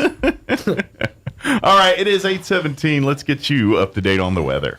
I'm meteorologist Steve Hamilton with your Pecos Valley weather. Low pressure will be moving into our north and a cold front headed our way with some very gusty wind coming up, especially on Tuesday.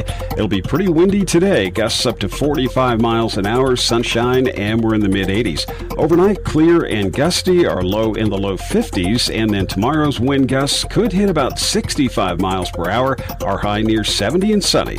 That's your latest forecast. I'm meteorologist Steve Hamilton. Thank you, Steve. Currently 49 degrees here in Roswell. Humidity's at 27%. Winds currently out of the northeast at 7 miles per hour. That will change. We do have a red flag warning. That's going to take effect at 10 a.m. today. Wind advisory taking effect at noon. They will remain in effect. The wind advisory through 9 p.m., the red flag warning through 10 p.m. this evening. Today, sunny, high of 86. That's the good news. Winds will be out of the southwest 5 to 15 this morning. Later in the day, increasing 20 to 30, gusting as high as 45 miles per hour.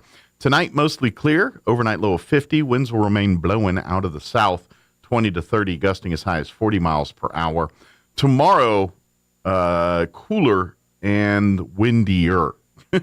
We will have a high wind warning already for tomorrow, beginning at 6 a.m. through 9 p.m. I imagine they're going to add some red flag warnings and things to that for tomorrow. They're talking areas of blowing dust after 10 a.m. tomorrow. Sunny and 70, so cooler compared to today.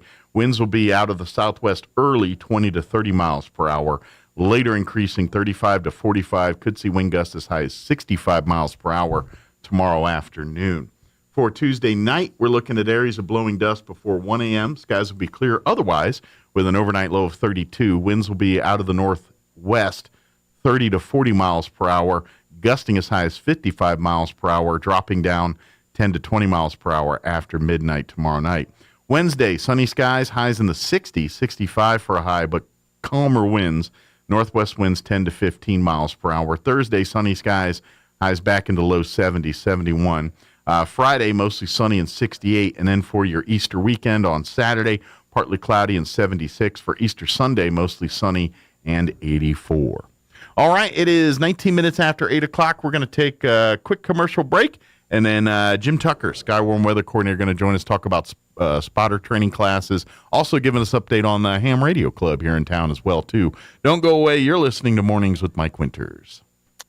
If you need a Kubota that works and plays hard, stop looking. You'll find everything you need at Amigo Machinery. When it comes to tough Kubota tractors, mowers, construction equipment, and utility vehicles, all with low-rate financing, Amigo Machinery is your one-stop shop. We are passionately committed to providing our customers with the highest quality products, most innovative solutions, and services delivered with integrity and professionalism. Stop by Amigo Machinery in Roswell or see us online at amigo-machinery.com. Travis Hicks, Richland Auto Group. I must be getting old because I sound like my dad every time I say, wow, things have gotten expensive. I wonder what the government thought would happen if we shut down the economy and printed trillions of dollars. No worries, the taxpayer will save us.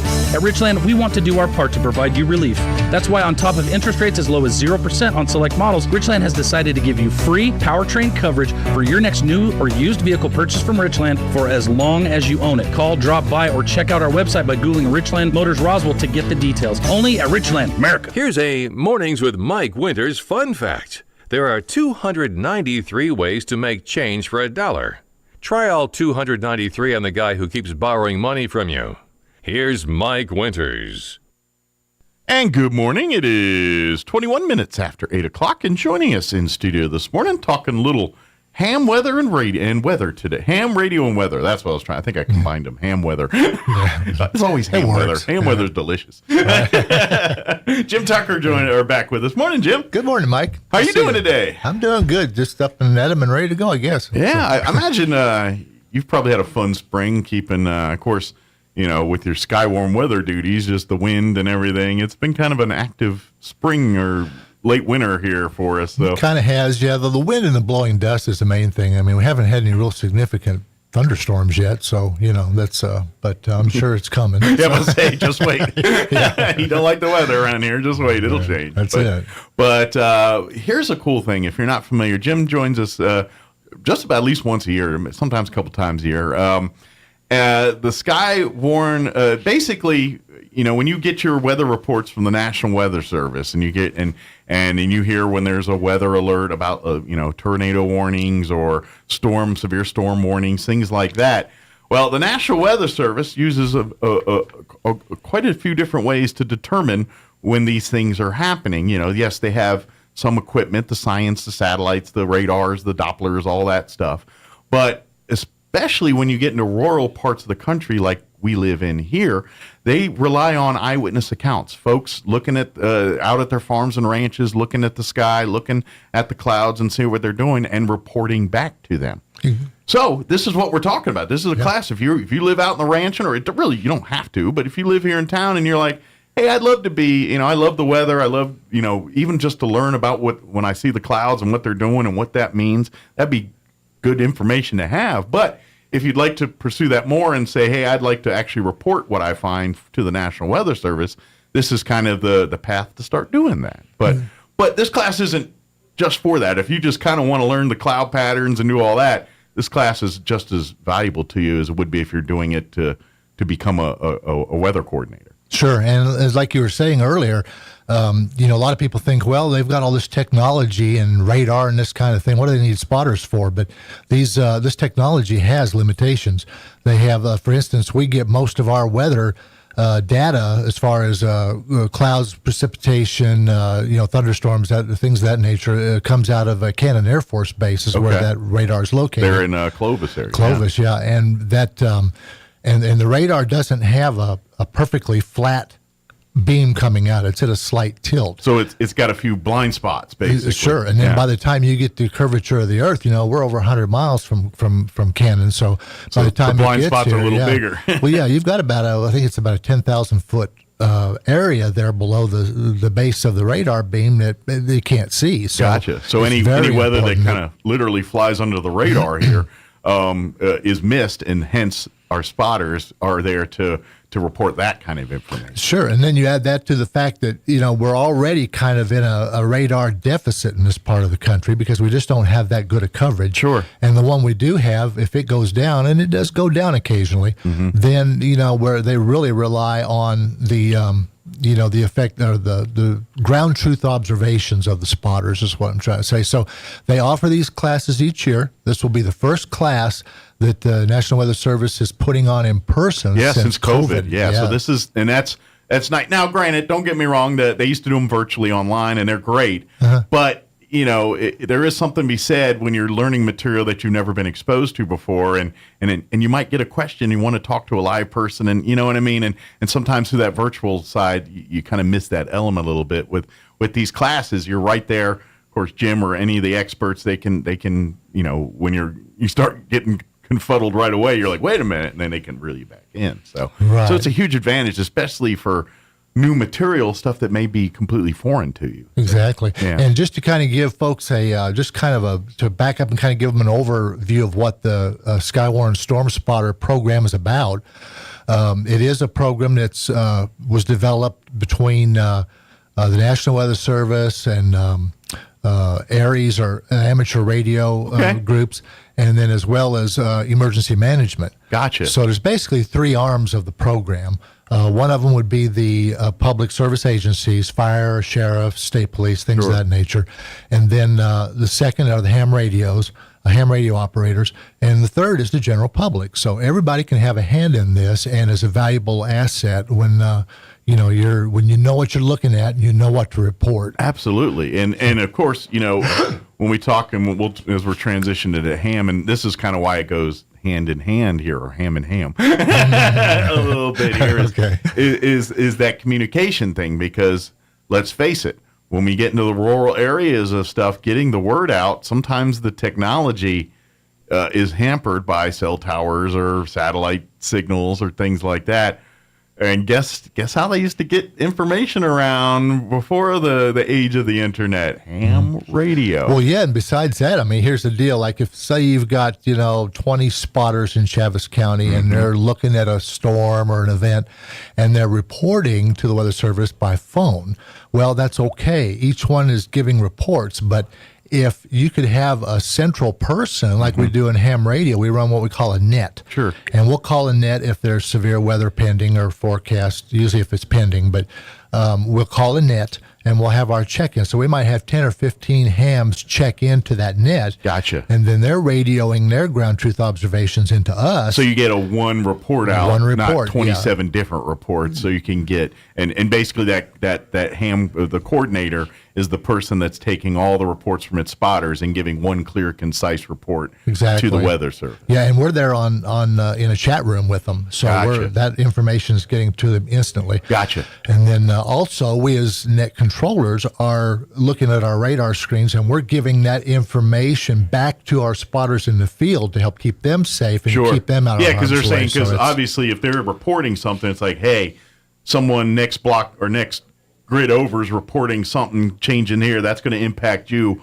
Be prepared. It's coming your way. And so, and by default, they warn their people, which in turn warns their people in there and say, hey, this thing's turning our way. We need to take cover or take measures for that. Exactly. So, exactly. That's what it's all about. And here's the thing. It's really easy. You don't have to have a master's degree in weather or to be honest, spend every day watching Steve Stucker. You just, all you're doing is observe and report. You're out there and you're out living in your ranch or doing your thing, and you're like, oh man, it's getting dark over there. Those clouds are building up. Or look at how those things. Hey, let me phone that in. Hey, I'm seeing some stuff here, and then you report it into your coordinator, and the coordinator's taking that information, and I'm sure getting reports from other spotters nearby, probably giving similar accounts, and then you take that information and say, all right, this is what we got forming here.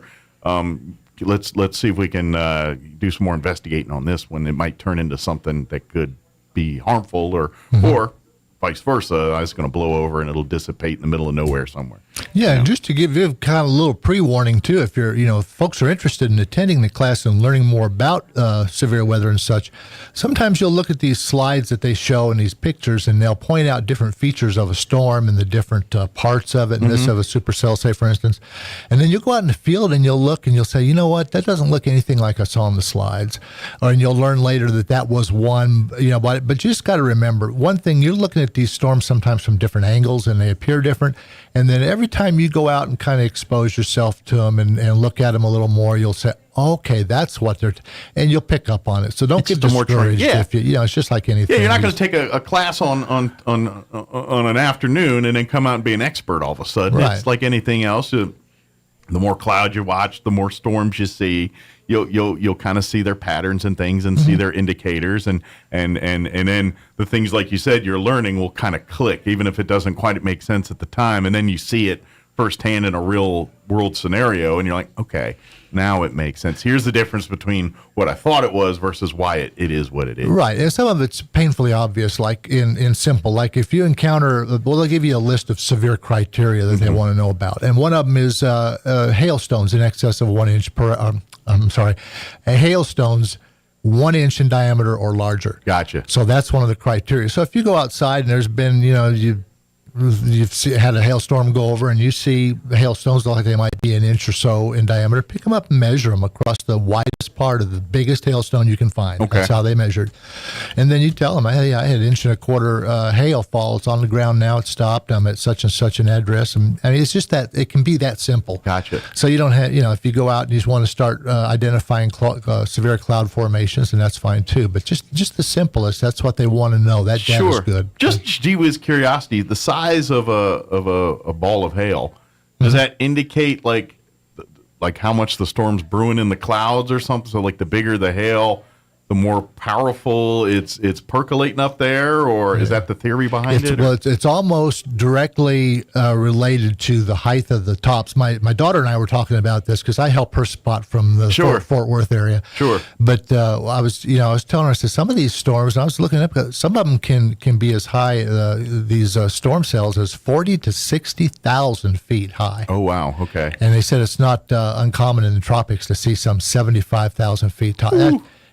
planes can't fly over them. They got to go around them. Yeah. It's just, they're Unless that you're high. like a SR-71 or a U-2 or something. Right. So in theory, it's the higher the storm, the faller the moisture traveled through it, therefore the bigger the hail would get as it goes through it, in theory? Yeah, and not only that, but as a hailstone you got updraft in these severe storms, and you've got updraft, so you're carrying these water droplets up into the higher atmosphere where it's cold and way below freezing.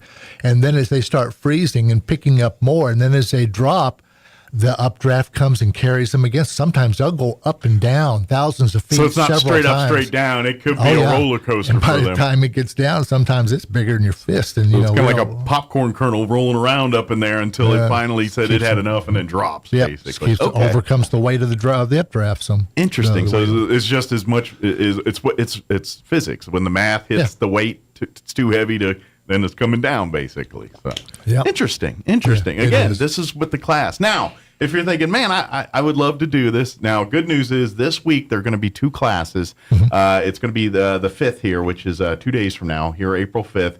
There's going to be a morning or an afternoon class and an evening class. Correct. And you can go to either one. They're free of charge, doesn't cost a thing, and both classes are exactly the same. So, I mean, you're more than welcome to come to both classes, but if you go to the evening class and you went to the other one, you're like, man, this looks familiar. It's because it's the same class. And so if you're interested, you come. It's going to be at the Daniels Leadership Center there on the New Mexico Military Institute campus there. It's if you go, what is that? 17th Street? What street? Is 19th. Yeah, just past the Dairy Queen. Yeah, go past the Dairy Queen, and there on your left, you'll see the Daniels Leadership Center. Yeah, at one point, I think the address of the institute got put out by mistake, and it was like West College, 100 West College, which is where. But no, the Daniels is off of 19th. Yeah. If you go, go over to Dairy Queen on Main Street, turn there. And then go maybe 3-4 blocks, and then you'll see it on your left, Daniels. You'll see the turn in for the Daniels, and then you got to go down the little road, and but you'll see the building. It's there in the open, and just kind of follow the parking lot roads to it. The classes are going to be at 1:30, and then it goes till 4, and then there'll be a 6 p.m. class, and that'll go to about 8:30 in the. Now, do they need to RSVP or anything, or just show up? No pre-registration, no fees or anything. Okay. Just go ahead and show up. Come on down and. Do you recommend they bring things like obviously if you're wanting to bring some of your equipment, your phones and things to do, would that be helpful to bring, or is that too far in the process for that? I don't really think that's necessary. I mean, once you do this, you can do it now. You can download Radar app on your phone or whatever, that kind of thing. But there's nothing pre-required for the. And that's another thing too, is to be a Skywarn weather coordinator. We talk about the ham side and reporting and all that. If you have a cell phone, that's pretty much the only tool you need. You don't. I mean, you can go and go crazy with it. No one's stopping you. But as far as requirements to be a Skywarn coordinator or spotter, basically is you have eyeballs. You can see. You can report. You can and then of course have a means to do that, a phone or shoot an email or whatever to Jim or whoever the coordinator on call at the time is, and everything else. So. Yeah, and really the first thing to mention, and I'd say it's common sense because some people just don't think about it, but you really got to consider safety first of all. Whether you're out driving around, watching, you're dealing with Mother Nature. Driving first, and then like I said, you don't want to get hurt by the elements out there. So just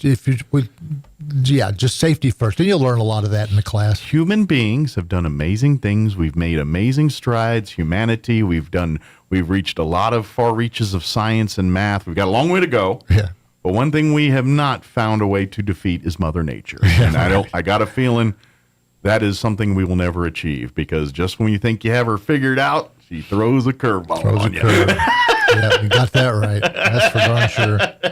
But yeah, it's a good class. Come on out, enjoy it. It's free, like I said, and you're not obligated to do any spot or any reporting. Sure, if you're more welcome to. But if you just want the information, because I'm pretty sure, especially if you're a farmer or rancher and you live out. I mean, granted, living there kind of gives you life experiences on some of that. But if you want to put some nomenclature and some science behind kind of what you have been observing for years out on the ranch, that this would be a perfect class for that. That way you can have and maybe give you a little understanding on what you're seeing and saying, okay, I see what that's doing.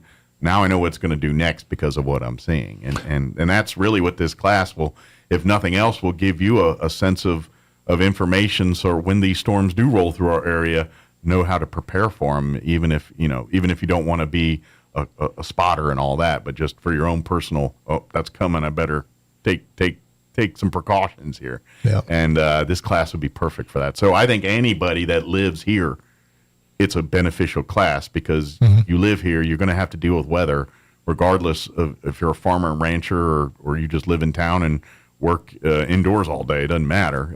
You're going to deal with weather here. So it's a good thing to, and New Mexico, because we are a rural place, we live in extreme weather conditions just like we do, as sparse populated stuff. There's a reason why millions of people don't live here. It's because we're in the desert and things, and it's a rural place. So sometimes we get put in positions where you have to be able to take care of yourself. And I think this class gives you information to allow you to prepare for that. So, you're going to go on a trip, you're going to do something, and God forbid, you might be in a remote area and things don't go right, and you're going to have to survive. And this stuff will help you do some of that. Sure. Yeah. The more knowledge you have, the better off you are, and the more tools you have as far as, communication and protection and all.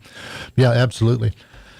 Let's also kind of talk now. This is the other side of things that Jim is, and one kind of goes with the other is, if you love ham radio, we have a great club here in town that, it's fun. They do the fun stuff, but they have a mission statement really of working with local law enforcement, local emergency services, and kind of help be eyes and ears for emergency things, but also just general special events and things like anytime there's a 5K or a Tour de Ocho Millas or some kind of event like that, guess who's out there just keeping an eye on things? There's ham guys just kind of, making sure everyone's safe and sound. And so there's a lot of fun, and let's see how much money we can spend on equipment and do all that side of it. But there is some real good work that the hammers, I don't know if that's the official term. Hammer sounds like it might be a derogatory term, but man, that'll work. Look at these hammers out here. But they do a lot of great stuff for the community on top of just having fun and playing with radios. Yeah, and that's it. And it's, there's just, there's those different aspects of it, whether you might be a techie head, you might really like the technological aspect of it. You might want to build radios. You might want to troubleshoot and repair radios, build antennas. Antennas building is a art an of art its form, own. yeah. And there's just a lot of cool things. If you're I always say that ham radio was one of the original forms of social media. I mean, if you're into social media, this is cool stuff. And it's oftentimes, we do a lot of it without the internet. I mean, we talk to people around the world without the internet. Yeah, that's the beauty of it. Before the internet, before all that thing, you could literally have conversations with people across the globe. That's it. In Australia, and sure, you can have a conversation with a guy up the street, but you could literally have, and it's the same technology. And back, when we were growing up, you had to pay money for long distance phone calls and things like that, and that was a thing back in the day. And so hammers were kind of like, I'm going to save me some long distance bills. I can just get on the radio here and we'll talk to people. And so yeah, I think a lot of people got into it for the fun aspect and the pen pal / social aspect of it. And probably a lot of ham radio folks, that's what got their foot in the door. But nowadays, it's much more than that, and always was back then too. But we get people going in fun. But at the end of the day, when it comes to search and rescue and fires, and when every year we're having several fires in the state of New Mexico, and you don't think there's ham radio folks that aren't coordinating and help communications between law enforcement and firefighters and the general public. That's what they do. So that's kind of, especially in this part of the country, it really shifts to that kind of work. It does. And I know over in Alabama and Mississippi, where they just had the tornado outbreak, there's a lot of ham radio going on over there to help coordinate things. And then when you get folks lost in the mountains, or like you always hear every year, somebody seems to get off the road up in Taos area or something, get stuck in the mountains, or stuck in a ravine for a month or a week or something like that. Guess who's coordinating the efforts to communicate? It's ham, because there ain't cell signals up there. There isn't. There's no technology that works in some of these parts, except Ham radio. Ham radio. And in fact, one of the things I do besides this is help support Chaves County Search and Rescue with comms. And so we go out sometimes and, and the Search and Rescue has its own backpack, which is a crossband repeater. Okay. But you can do that out in the field too. You can, and a lot of the so it's its own transmitter radios, in essence, walking around. Yeah, it'll cross from UHF to VHF, and so just a ton of things that you can do with them to help in comms where you might not have traditional forums. And that's saving lives every time, because whenever these fires, and we talk of the dangers that our firefighters and all, well, a lot of that, I'm not saying all of it gets mitigated, but a lot of that, it decreases the some of the safety concerns because those ham radio guys are there being the communications for that. So Right. So if you'd love to be a part, come on out. Come to the meetings, come be a part of the events, and just come hang out with you guys. Do you guys pretty much meet every week, or is it every month? Or? Pretty much have a coffee. Each Saturday, it's a very informal kind of. Each Saturday morning at 9 o'clock. But oftentimes that will either be planned or just morph into a sharing of knowledge and a little bit of a mini training. Sure. If you want to come to those, are open to the public every Saturday morning at 9 o'clock at our brand new club location at 407 North Missouri. That's at the Adult Center. Oh, nice. Yeah, you got a little more room to spread out over there. Yeah, a lot of parking. And then you go in on the south side of the building, and then you kind of wrap around to the first classroom on the right. It's a big classroom, and we're getting that set up now. In Good the deal. process So come of out doing 9 that, a.m. every Saturday, mosey on in and say, hey, I heard on the radio, I'd love to learn more about ham radio, and or maybe, hey, I was a hammer from years ago, and I just want to get back into it and start chewing some fat with some people that spent some time in the same patch of dirt you did. That's it. Now, it's also good to know, too, if you're kind of in a place where you say, I'm about ready to take my test, or maybe you can crunch between now and Saturday. This coming Saturday, we're having our next VE test session. Okay. So we will be testing there at same location, same time. And on the same token, if you have no idea what Jim just talked about, maybe this is a good day to come out and learn about it and say, this is your end game here, and this is your certifications. Mm-hmm. So when you're a certified ham radio operator, you have your licensing and things. It's kind of, some of this has changed over the years, but like back in the day, if you wanted to do my job, you had to have an FCC license. It's a little different now because, they realize we're just trained monkeys that turn on microphones and really don't do any real engineering work here. I was probably one of the last ones to have to get my commercial. But back in the day, to do this job, you kind of had to have all these certifications and licensing. Mm-hmm. So I know exactly what it takes and all that, because we do readings and things. Yeah, and the good news is that you don't have to know Morse code now to get any class of amateur license, and that's good to know, because a lot of people still think that we have to know Morse code, and that they dropped that requirement. Most people are like, I wasn't in the ago. Navy, I don't need to know that. Right.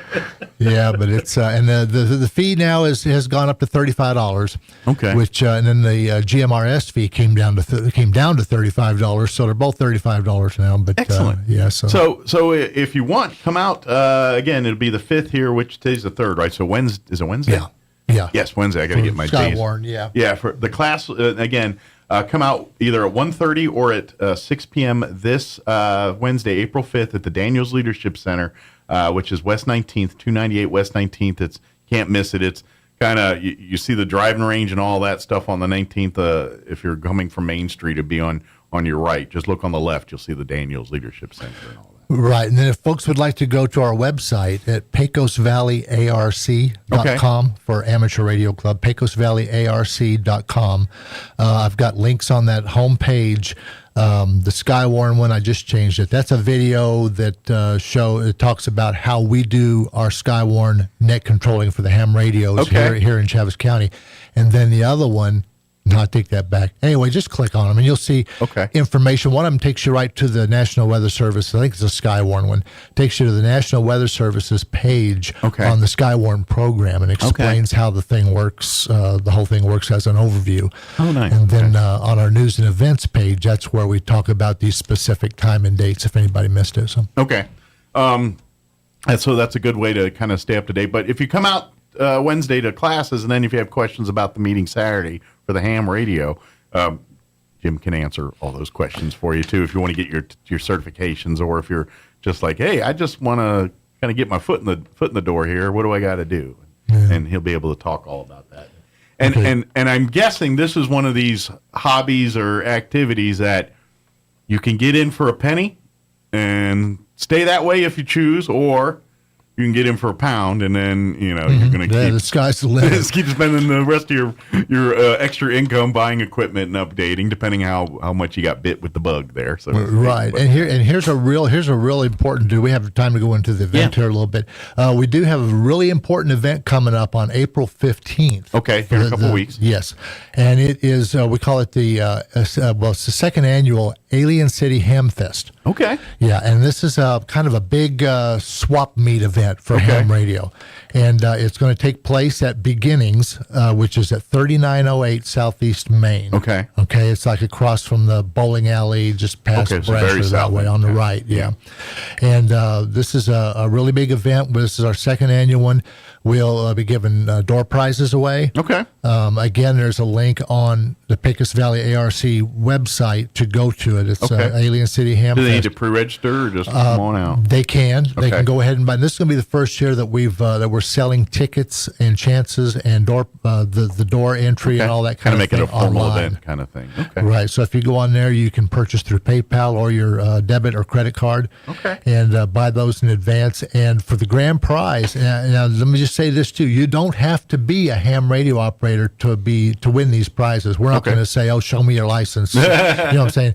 But do know that operating without a license is against the law. And Well, just if that you do thing. win But it and you're not an operator, guess what? They'll be happy to get you up to speed on It'll it. be a good incentive to get your license. So, come on out and you just meet the guys, and there'll be people there from all over the region. Yeah. Actually, that's not a bad way. If you want to get into it, then you win the whole setup right out the gate.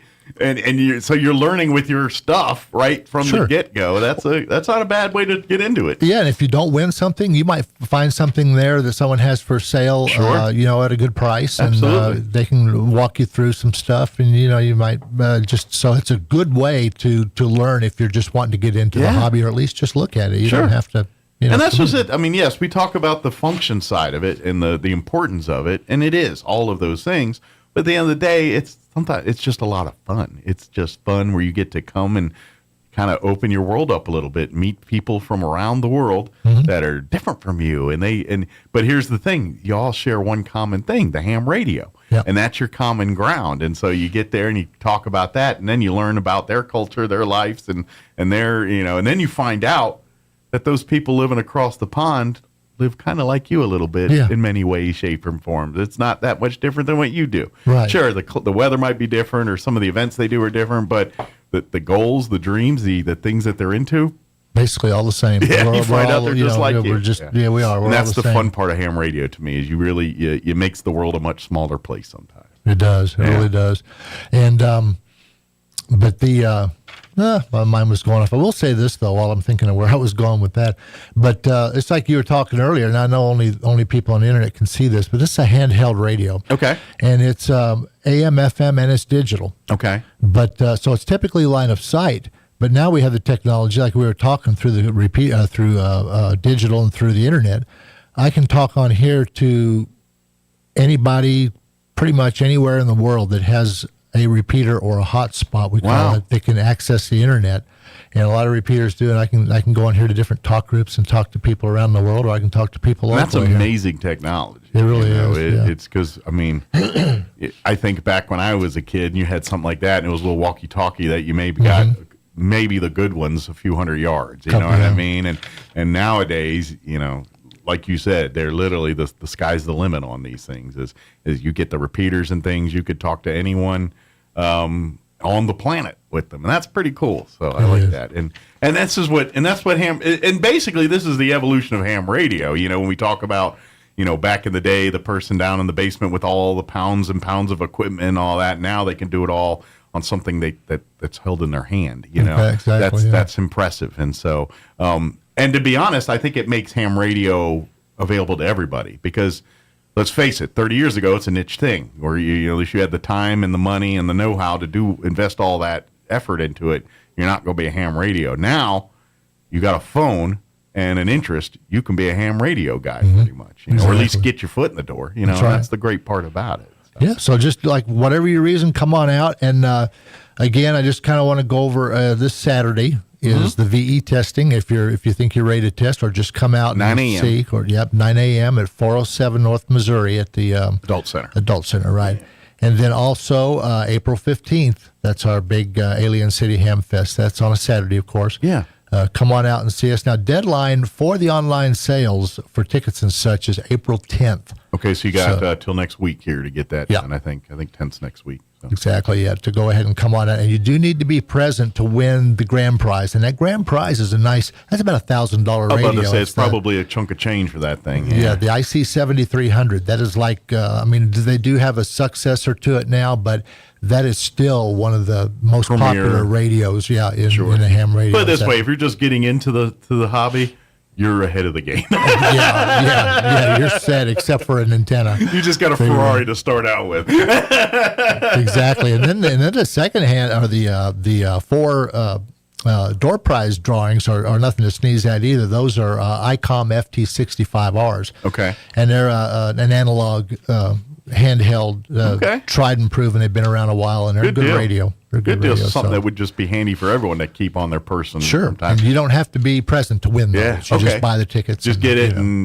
thank you for supporting the ham radio. But come on out again. That's April 15th. Give out the website again to register and everything. Okay, PecosValleyARC.com. And you can go there, and if you don't remember that, if you type ham radio, Roswell, New Mexico, anything like that, you'll probably in Google you'll probably come right up to the website. Pecos Valley Amateur Radio. Pecos Valley, like amateur radio, ham radio, something like that. That should Roswell, New Mexico, in case you want to learn about what's going on in Roswell, Georgia. I don't know. They may have a ham radio group too. And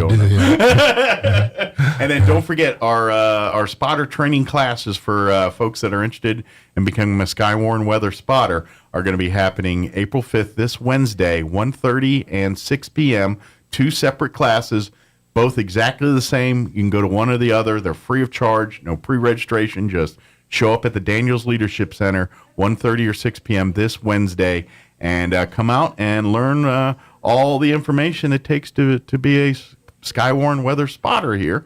Again, you're not obligated or committed to sign up for anything. If you just want to learn the info, more than welcome to come out. But if you do want to sign up to be a spotter for your neighborhood, your area, just hang on out afterwards, and Jim will be happy to get that process going for you. So, absolutely. But again, this Tuesday, 1:30 p.m. or 6 p.m., either session, they take about 2.5 hours or so for the class. Did you say Wednesday? Wednesday, I'm sorry. That's Wednesday the 5th. Yeah, about 2.5 hours. At the Daniels Leadership Center, there on 19th Street. Yeah, now, just a side note, I will not be there. Unfortunately, I've got to work. The coordinator will be doing it. Dan Musgrave will be there. Dan's, WD8RMG, for those that, know call letters. So we know each other by our call signs sometimes better than our names.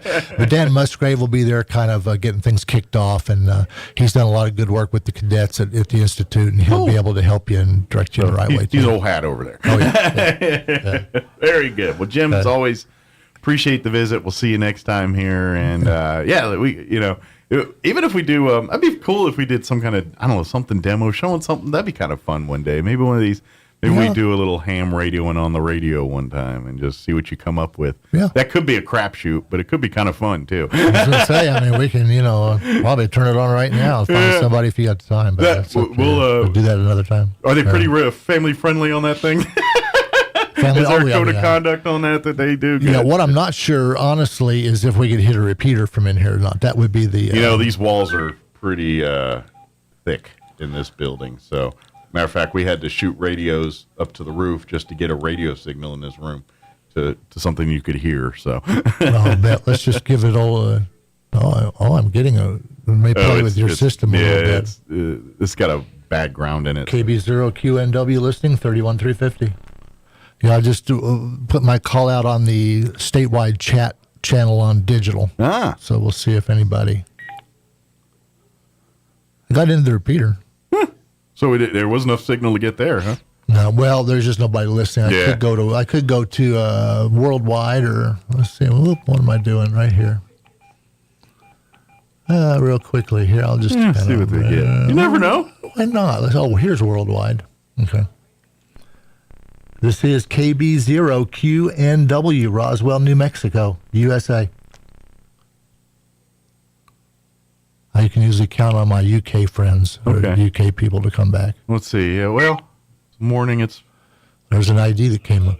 New Mexico, you doing good there, my friend. This is AC5SJV. Over. Okay, I copied AC5SAJ, I believe. I'm sorry, I wasn't writing it down. But, my name is Jim. I'm in Roswell, New Mexico, and we've got you on the air on 106.5 Roswell Talk FM. Go ahead.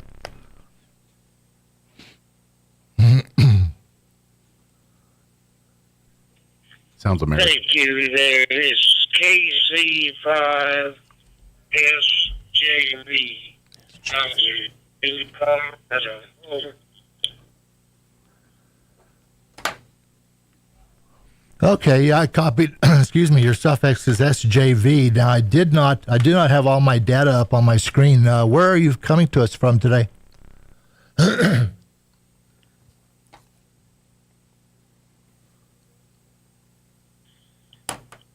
I'm in Greeley, Colorado. Oh, okay. But I'm originally from Combe, Mississippi. Oh. That's 80 miles south of Jackson, or 118 miles north of New Orleans, Louisiana, down there, where I was for about 70-something years. Oh, wow. And it's sounding real good. Kind of sounded real low. Is that what It sounded like it cut out, yeah. Yeah. Okay, sounds good. Yeah, I did get you say most of it. You just dropped out there for a moment, but heard you saying you're from Louisiana or from, where do you say? Mississippi, yeah, down there somewhere. But anyway, you're up in Greeley, Colorado now. Yeah, I know exactly where that's at. Been there a couple times, and do want to appreciate you coming back. I'm going to go ahead and clear off with you, though, and get back to our on the show here. So 7-3, and thanks again for coming back, sir. You have a great day. This is KB0QNW, Roswell, New Mexico. I'm clear of the talk group on your final. Go ahead. That's pretty cool. Yeah.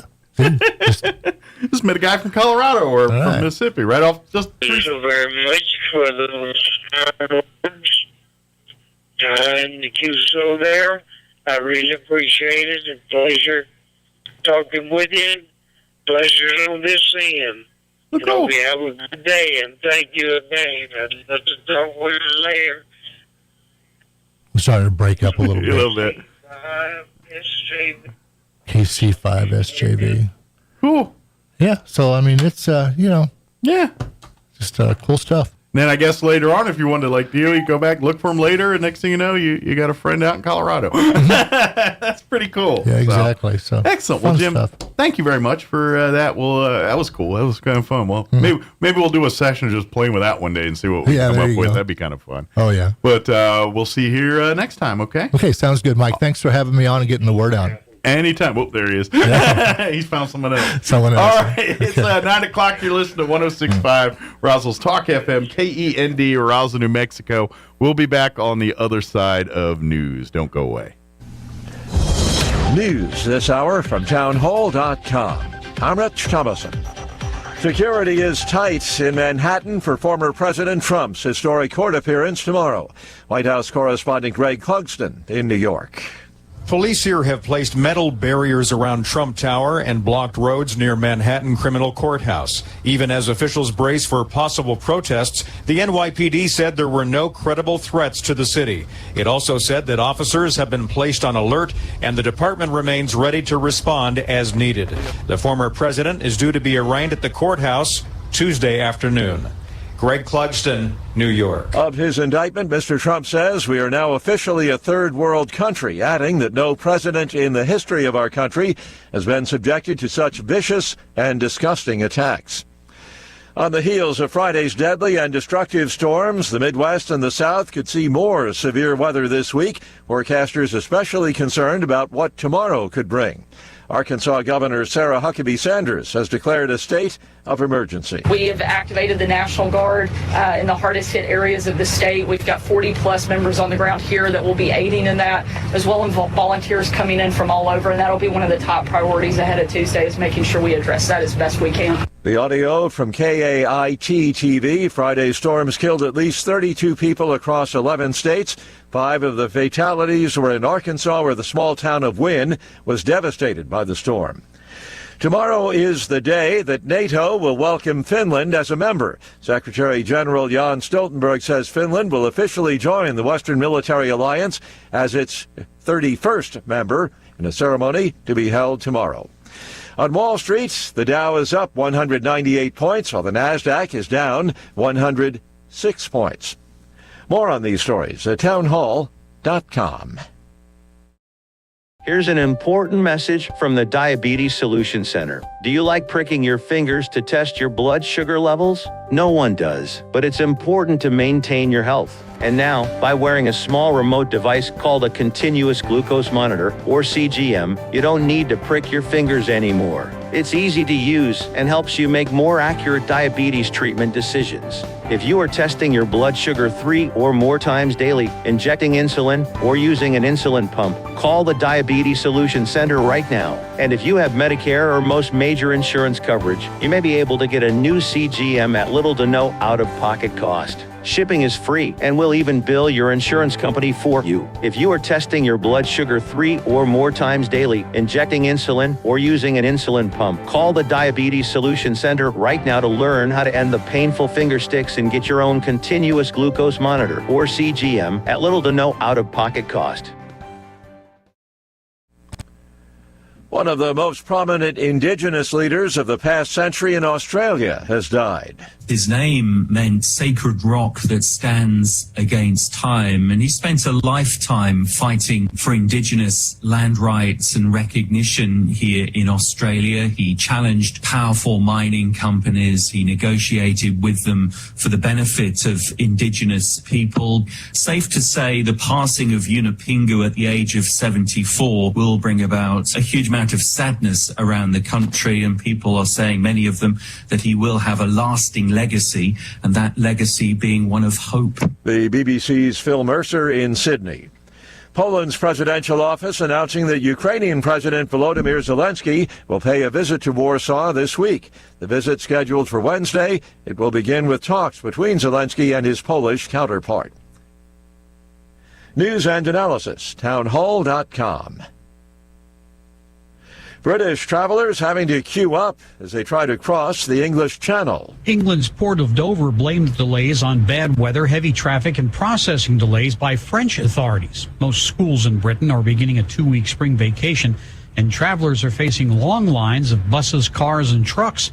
The port also warned ferry passengers of severe delays, said it was deeply frustrated by the situation, which has become a regular feature of cross-channel travel since Britain's exit from the European Union. Ron DeRockstra reporting. McDonald's has closed its U.S. offices for a few days, the company preparing to inform corporate employees of layoffs.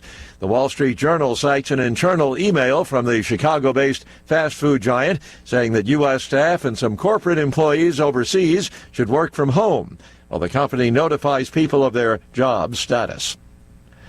More on these stories at townhall.com.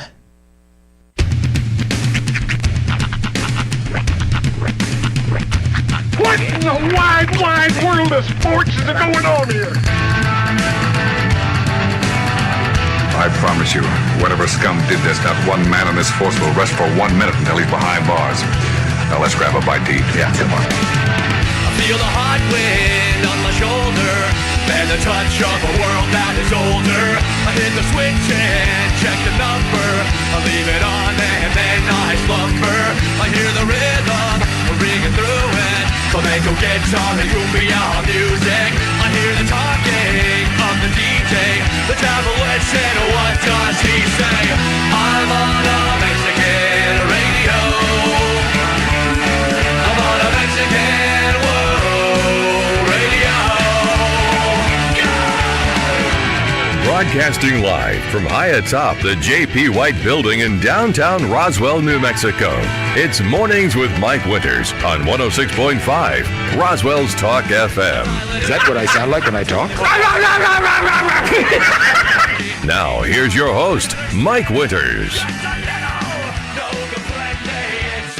And good morning. It is 6 minutes after 9 o'clock. Welcome to hour number 3 of Mornings with Mike Winters, right here on 106.5 Roswell Talk FM. Happy Monday to you and all of you. Indeed. Hope it's a good one. Yeah. If it's not, got time to turn around. Yeah, that's right. It's early. Still Monday. Early on a Monday even. Yeah. It's bad days. Go home, call in, go down to the bed, and try again I got tomorrow. to tell you, I am like, I've had 3 separate times this morning where I've been genuinely excited that I get to just go home and make soup tonight. For the first time in a long time. I have a clean house. I got a new couch. I'm making some soup. I'm gonna kick my feet I up. thought you were souped out. I was for a while, but I let You're it back in on subside. soup? I'm kind of back in soup territory, I feel like. Okay. I think that the fact that I actually have a clean house to go home to is kind of What boosts morale a bit, you know? What kind of soup are you gonna put on the I'm pot thinking tonight? like a potato. Okay. Like a nice creamy potato. Okay. You got a scratch it, or you got like a kit? Or No, I do something? it. No, it's a mix. Oh, nice. I'm traditional, but I'm not stupid. I'm not going to crock pot the thing. Although if I was going to do a crock pot meal, then yeah. But no, Yeah. not today. Although I saw something on the weekend on the internet. It was a crock pot thing that I kind of want to try. Yeah. Because it's simple. Mm-hmm. It's literally, they took chicken breasts, boneless chicken breasts, cut them up, like 3 pounds of it, cut it up, threw it in the crock pot. And then they took 2 or 4 small cans, like 7.5 ounce cans of root beer, poured it in there. Okay. A bottle of Stubbs barbecue sauce. Wow. So just diabetes. And then some salt, pepper, and some other seasoning spices. Cooked it, and then basically made like these barbecue chicken sandwiches out of it. And it was That really actually looked good. sounds delightful. Because It looked good. Well, and I'm sure it's like 108 grams of sugar per serving. Yeah. I don't know how much of that gets cooked off in the 6 hours. Well, it caramelizes. That's the thing, especially with root beer because it's that high sugar content. Yeah, it looked good. It looks it's going like to it tastes caramelize. good, You're going to get those root beer flavors, the kind of the ginger flavor, the sharpness. So yeah, I think that's a good idea. Yeah, so I'm kind of curious on that one, but that might be something I saw that and I was like, next time I do a crock pot. Have you tried the Dr. Pepper barbecue sauce? Yes, I have. It is among my favorites. Yeah. Adobe Rose in Artesia. I hope it's still on the menu. I haven't been there in a while, but they used to have, and I think they still have it on the menu. It is a lamb chop. Okay. It's a lamb steak or whatever. And they braise it in Dr. Pepper. Really? And it is delicious. So people who don't like Dr. Pepper as a drink, it is one of the best marinades out there because of the complexity of the flavors. The 23 different flavors. Yeah. A lot of those flavors are a lot of the stuff that you put in seasonings. Star anise, allspice. There's several things that you would put into different dishes, and that complexity of flavors. Raisins is a big part of it, and that complexity of flavors it really does makes a great marinade. Yeah. So if you ever get to the Adobe Rose there in Artesia, I recommend that Dr. Pepper lamb. That sounds delightful. Pretty tasty. I wasn't even hungry when I walked in here. It's pretty tasty. I will say that. So, but yeah, I saw that chicken thing. I was like, I don't want to do that on there. I need to get a crock pot. Yeah, you should have a crock pot. Of all people that should have a crock pot. Well, I have an air fryer. That's been the big single dad, saving grace. Yeah. You could whip up a whole dinner in an air fryer in a night. Well, but in theory, if you have a couple minutes in the morning, you just throw this stuff in the crock pot, and then when you get home at night, you got a whole meal. A whole meal. Yeah. I just never think to use it. I think it'd be perfect for you. You're right. You're not If wrong. you just have to find some things the kids would like too. Like when the weeks you have the kids, right? You just got. I'm sure there's a crock pot recipe out there somewhere that Rhiannon would. If I could just get her to try something, I'm pretty sure I could get her to enjoy Problem it. is she doesn't like things mixed together, does she? In general, not so much. Like she wants her chicken separated from whatever. You know what I mean? She does and she doesn't. Like spaghetti, for example, she prefers you can stir the noodles in. She prefers it that way instead of like putting the noodles on the plate and then sauce on top. So maybe you need to go with a pasta dish for crock pot for her. It's like a lasagna or something. Yeah. Something. Yeah. That might Don't use work. egg noodles though, or at least not till the end, because the egg noodles will just they'll super soggy. They'll just disappear. They'll just meld into the juice. I could probably get her to try like a stroganoff or something like that. Yeah. She likes sour cream. Not traditionally. Of course, I don't know that she's ever really had it in anything. Well, because that's in a stroganoff, generally. Yeah, so I'm thinking if I put it in something and she like mushrooms. She has, and the one time she's ever had it in something, she didn't seem to mind it. That's surprising. Her mom is deathly allergic to them, however. So don't invite her to dinner. So that's fun. Or do you? I mean, you are divorced.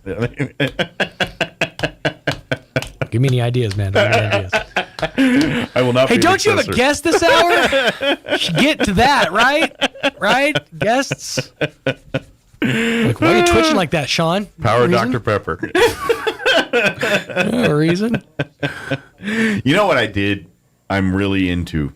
So, of course, y'all know I'm a fan of Metallica, and that's about it when it comes to music. 2, 3. Someone has a birthday card for me. My birthday's not for till the end of the month. Yeah, but Thank you. It's your birthday month. But what was I talking about? Oh, so big fan of Metallica, and of course they got a new album coming out here in April. Right. 72 seasons. I'm sorry. Okay. And so for the last month and a half, they've been randomly releasing a new song off this album. And last week, Friday or Thursday, they released the 4th song from this album, and it's the title track, 72 Seasons. Okay. Oh, dang. I love this song. Yeah? I'm like, the more I've heard it, the more I've listened to it, the now, more 72 seasons is basically the lifespan of Metallica, right? Kinda, yeah. It's kind of what they're talking about. Okay. It's kind of the reflecting on their first years as Metallica. And that, I don't know, something about I love this song. I mean, most people won't hear. That's why I'm kind of debating, should I even play any of it? I guess I could. Let me get my headphones. I think I have it up on my phone. Just pull it up on here. That's correct. That's 18 years. I've never done the math. I don't know. That's what I'm saying. It's the first 18 years of their performance or whatever. Yeah, I don't know. But yeah, that's kind of their. I am. Let's see. Let me go here. I'd like to just take this time to let you know that if you miss any portion of this program, you can always go back and check it out in its entirety at ksvptv.com.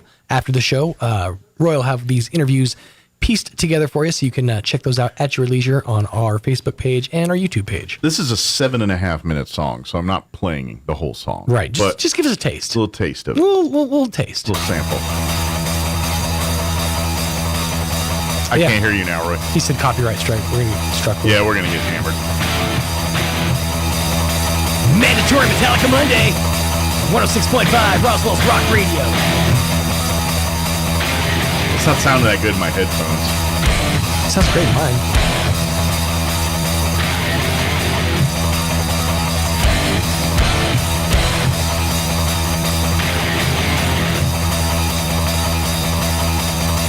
This is why it's a 7.5-minute song. Right, it's all intro. I've already heard like 3 time signature changes though, so you can tell it's Metallica. You're about to get another one.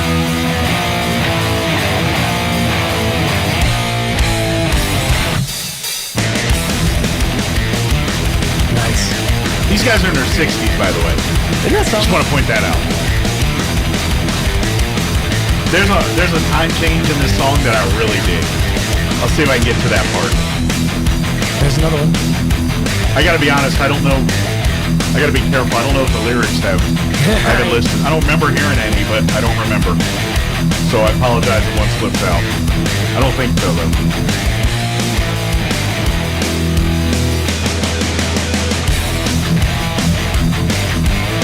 What are we, a minute and 20 seconds in now? Yeah. Actually, there might be. Hold on.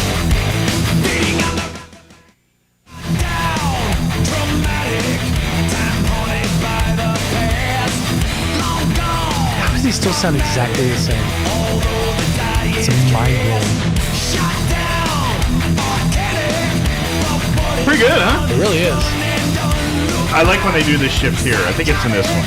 They do it a couple times in the song. I love this.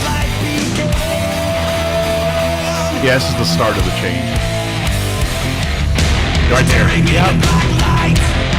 Where they're going to almost... That's a great shift there. A backbeat or double beat. Yep. That's cool.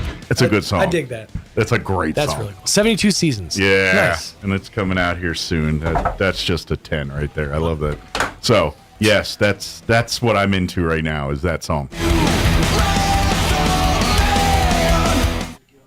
Cool. Which is funny. Take your headphones off. You just see two dudes just headbanging in a quiet room. Yeah, I'm excited for that album to come out. The other three songs I like, but that one, that's good. The more I hear it, the more I'm digging it, and the more I like it, the more I'm getting into it. So, all right, let me give you the rundown for this hour of the show. We'll get you up to date with the weather here in just a few. And then around here in just a couple minutes, we're going to have Eric Gomez join us, assistant principal with Roswell High School. They got a career fair coming up here for students there. They're having on the 21st. And so I think they're looking for participants and things to be a part of this. So Eric's going to join us here in just a minute, talk about the career fair and talk about how you can get involved with that. So that's coming up in just a few. Later on, we'll get you up to date with news of the local variety along with your Wall Street business update and whatever else we can come up with for this hour of the show. Before we do any of that, though, let's get you up to date on the weather. I'm meteorologist Steve Hamilton with your Pecos Valley weather. Low pressure will be moving into our north and a cold front headed our way with some very gusty wind coming up, especially on Tuesday. It'll be pretty windy today, gusts up to 45 miles an hour, sunshine, and we're in the mid-80s. Overnight, clear and gusty, our low in the low 50s, and then tomorrow's wind gusts could hit about 65 miles per hour, our high near 70 and sunny. That's your latest forecast. I'm meteorologist Steve Hamilton. Thank you, Steve. Currently, I need to refresh. I did not freshen my weather fresh enough. There it is. Currently 61 degrees here in Roswell. Humidity is at 17%. Winds are out of the south at 5 miles per hour. We do have, because of the winds, a wind advisory. That's going to kick in at noon. That's going to remain in effect through 9 p.m. Then we have the red flag warning. That's going to kick in at 10 a.m. and remain in effect through 10 p.m. this evening. Because of these winds, we also have a high wind warning for tomorrow, too, but that'll probably get upgraded to red flag warnings and stuff, too. Actually, I think tomorrow's winds are worse than today. Sunny and 86 for today, so warmer temps. Winds are going to be blowing out of the southwest this morning, 10 to 20 miles per hour. Later today, increasing 20 to 30, gusting as high as 45 miles per hour. For tonight, we're talking mostly clear skies, an overnight low of 50. Winds will be blowing out of the south 20 to 30. Could see wind gusts as high as 40 miles per hour. For you Tuesday, more wind, more red flag warnings and all that, I'm sure. They've only issued a high wind warning right now or watch, but I'm sure those will get upgraded as we get closer to tomorrow because they're talking areas of blowing dust. After 9 o'clock tomorrow morning, sunny and a high of 70, so cooler tomorrow. Winds are going to be out of the southwest early 20 to 30 miles per hour. Later increasing 35 to 45, gusting as high as 65 miles per hour by tomorrow afternoon. Tomorrow night, areas of blowing dust before midnight. Skies will be clear with an overnight low of 32. Winds will be blowing out of the northwest 25 to 35. They'll drop down, gusting as high as 50. They'll drop down 10 to 20 after midnight. Wednesday, sunny, 65 for a high. Northwest winds at 10 to 15 miles per hour. Much calmer, but cooler temps. Thursday, sunny and 71. Friday, mostly sunny and 68. Then for your Easter weekend, partly cloudy and 76 for Saturday. Mostly sunny and 84 for your Easter Sunday. All right, it is 21 minutes after 9 o'clock. We're going to take a quick 1-minute commercial break. And then we will have Eric Gomez with us talking about the Roswell High Career Fair coming up here on the 21st. Don't go away. To plant or not to plant? That is the question. Hi, this is Jim Gill from Roswell Seed Company. Our tomato plants and pepper plants are ready to go. If you plant them now, you might have homegrown tomatoes and peppers before anyone else, or the frost might kill them. As Clint Eastwood would say, do you feel lucky? You'll either be the smartest gardener in the county, or you'll get to replant them all over again. I say go for it. You'll get more practice and we'll get more business. This is Jim Gill from Roswell Seed Company, and I apologize to William Shakespeare. Your destination for health is closer than you think. You don't have to drive hours for personalized care. You can get high-quality health care right here, close to home, at Artesia General Hospital. From hip, knee, and shoulder replacements to sports injuries, general surgery, pain management, and wound care, our providers will help you get back to doing the things you love right here in Southeast New Mexico. Artesia General Hospital is here for you when you need us. To learn more about some of our key service lines, visit artesiageneral.com/closer. Here's a Mornings with Mike Winters fun fact. The U.S. Treasury once considered producing donut-shaped coins. They instead decided to go with coin-shaped donuts. Here's Mike Winters.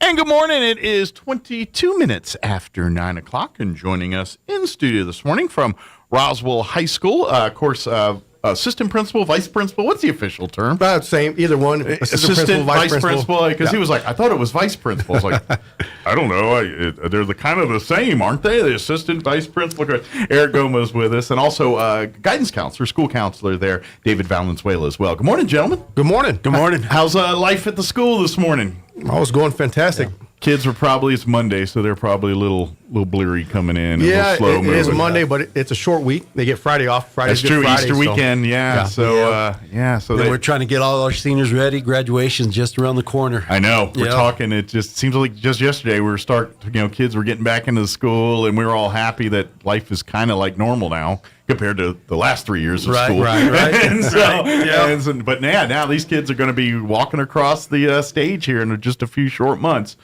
Which is part of the reason why we're having the event we're talking about here today. Coming up on April 21st, Roswell High will be hosting a career fair for all the students. They'll, each class, the seniors, they'll kind of have a window where they get to go to the fair and kind of meet and learn about various different career opportunities available here locally through businesses and things like that. And I'm assuming that's where the public comes in here, is we need the public to be there and telling these students about what's out there for them waiting in the job world after school. Right. Yeah, definitely. We're going to host this career fair April 21st. Mm-hmm. It's going to be for our freshmen through our seniors. All of our students are going to get a chance to go through it. And we want to show the students everything from a job that they can currently get right now. So, like, let's say at a fast food restaurant, let's say Whataburger. So really what their options are right now. And then we're going to show what they can in the future. We're going to have the police departments there, Game and Fish there. We're going to have anything that can potentially give them a job in the future. The hopes is to have the city as well there, showing opportunities they have there as well. Sure. So we're going to show the students all the different types of opportunities. We're going to run the career fair starting at 8:30 on the 21st in the morning. We're going to run all of our seniors, then it's going to be juniors, sophomores, and then our freshmen. And then at 11:30. We're going to open it up to the community. Okay. So we want the community so the public can come in. We want find the public jobs to come in and find some jobs as well. Good. So, I'll let Mr. Valenzuela, he's one of our counselors. So all this was developed and created by our counselors. Our counselors have done a fantastic job of developing this and creating this. And this is going to be our third year, I believe, correct? So this is really cool because you want to expose your students to these opportunities. So you're saying, hey, businesses, we'd love to have you come to our school. Show our students exactly what you offer. And by the way, stick around after. Maybe we can get a few hires for you from right now. Definitely. Hey, we just put the bee in the bonnet for your next generation of employees. Mm-hmm. Let's see if we can help you out today and get you some employees in the meantime. So if you are a business out there looking for employees, and I got a feeling you're not alone. There's a lot of, I see the want ads. I see there's a lot of job openings available right here. Right. This could be an opportunity to find the staff you need for your job as well, while at the same time helping the school and educating these kids on career opportunities here in Roswell. So, so it's kind of a win-win for everybody. Win for the business. You get a chance to get some employees and hopefully inspire the next generation of employees. The school gets an opportunity to show these kids is like, hey, you know, there's not one path. Once you graduate these doors, there's other ways to do it.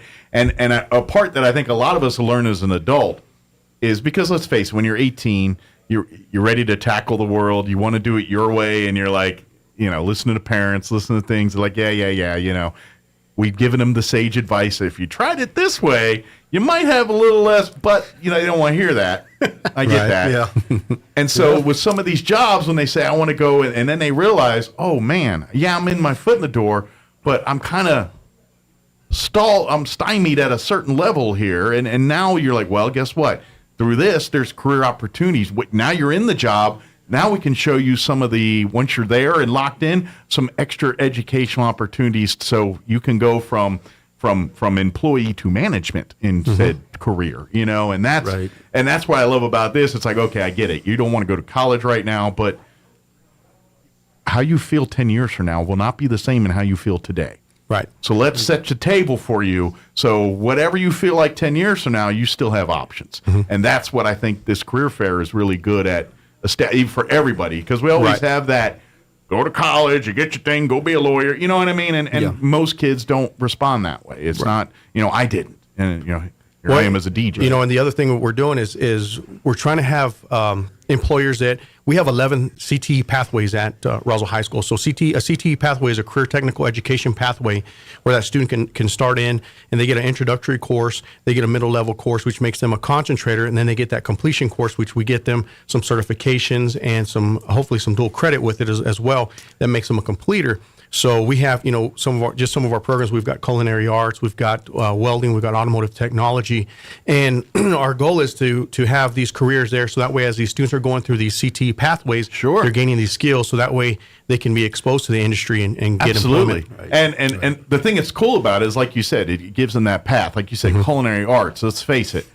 You know, you look at your Bobby Flays and these celebrity chefs in the world, and you know how those folks got their job. I'm not saying they didn't go. Some of them probably went to college and culinary school and did all that. But at the end of the day, they got their chops by blood, sweat, and tears in a restaurant. Right. Definitely. Creating and making and doing and pushing the envelope to the next level here. And so this is showing them the path to do that. You know, sure, you can do it one way, or, you know, there's other ways. Obviously, each path is not created equally, and there's going to require certain work and certain dedication and certain things. But I love that you show that. And it's like, because that's not the case when we were kids. You know, it was like, here's the way. You know, it was the Mandalorian. This is the way. You know, this is not, you know what I mean? And it's not that case necessarily. So. Well, I think the thing is that we want to give them post-secondary options. And a lot of, when people hear post-secondary, they're automatically thinking college, and that's not true. No, it's trade So we got a school, lot of vocational. We just have a lot of opportunities. And we want the community to come out, show our students what they have. You know, and that way they can start making their decision on that. And I'm guessing, I mean, obviously when we're talking to the seniors, you're probably thinking, you know, they're a little bit more behind the eight ball. It's like you got a decision to make here pretty quick. But when those freshmen roll in, you're kind of putting the bee in the bonnet. It's like, I know, you know, you've got 3 years basically to kind of plot what you want to do next here.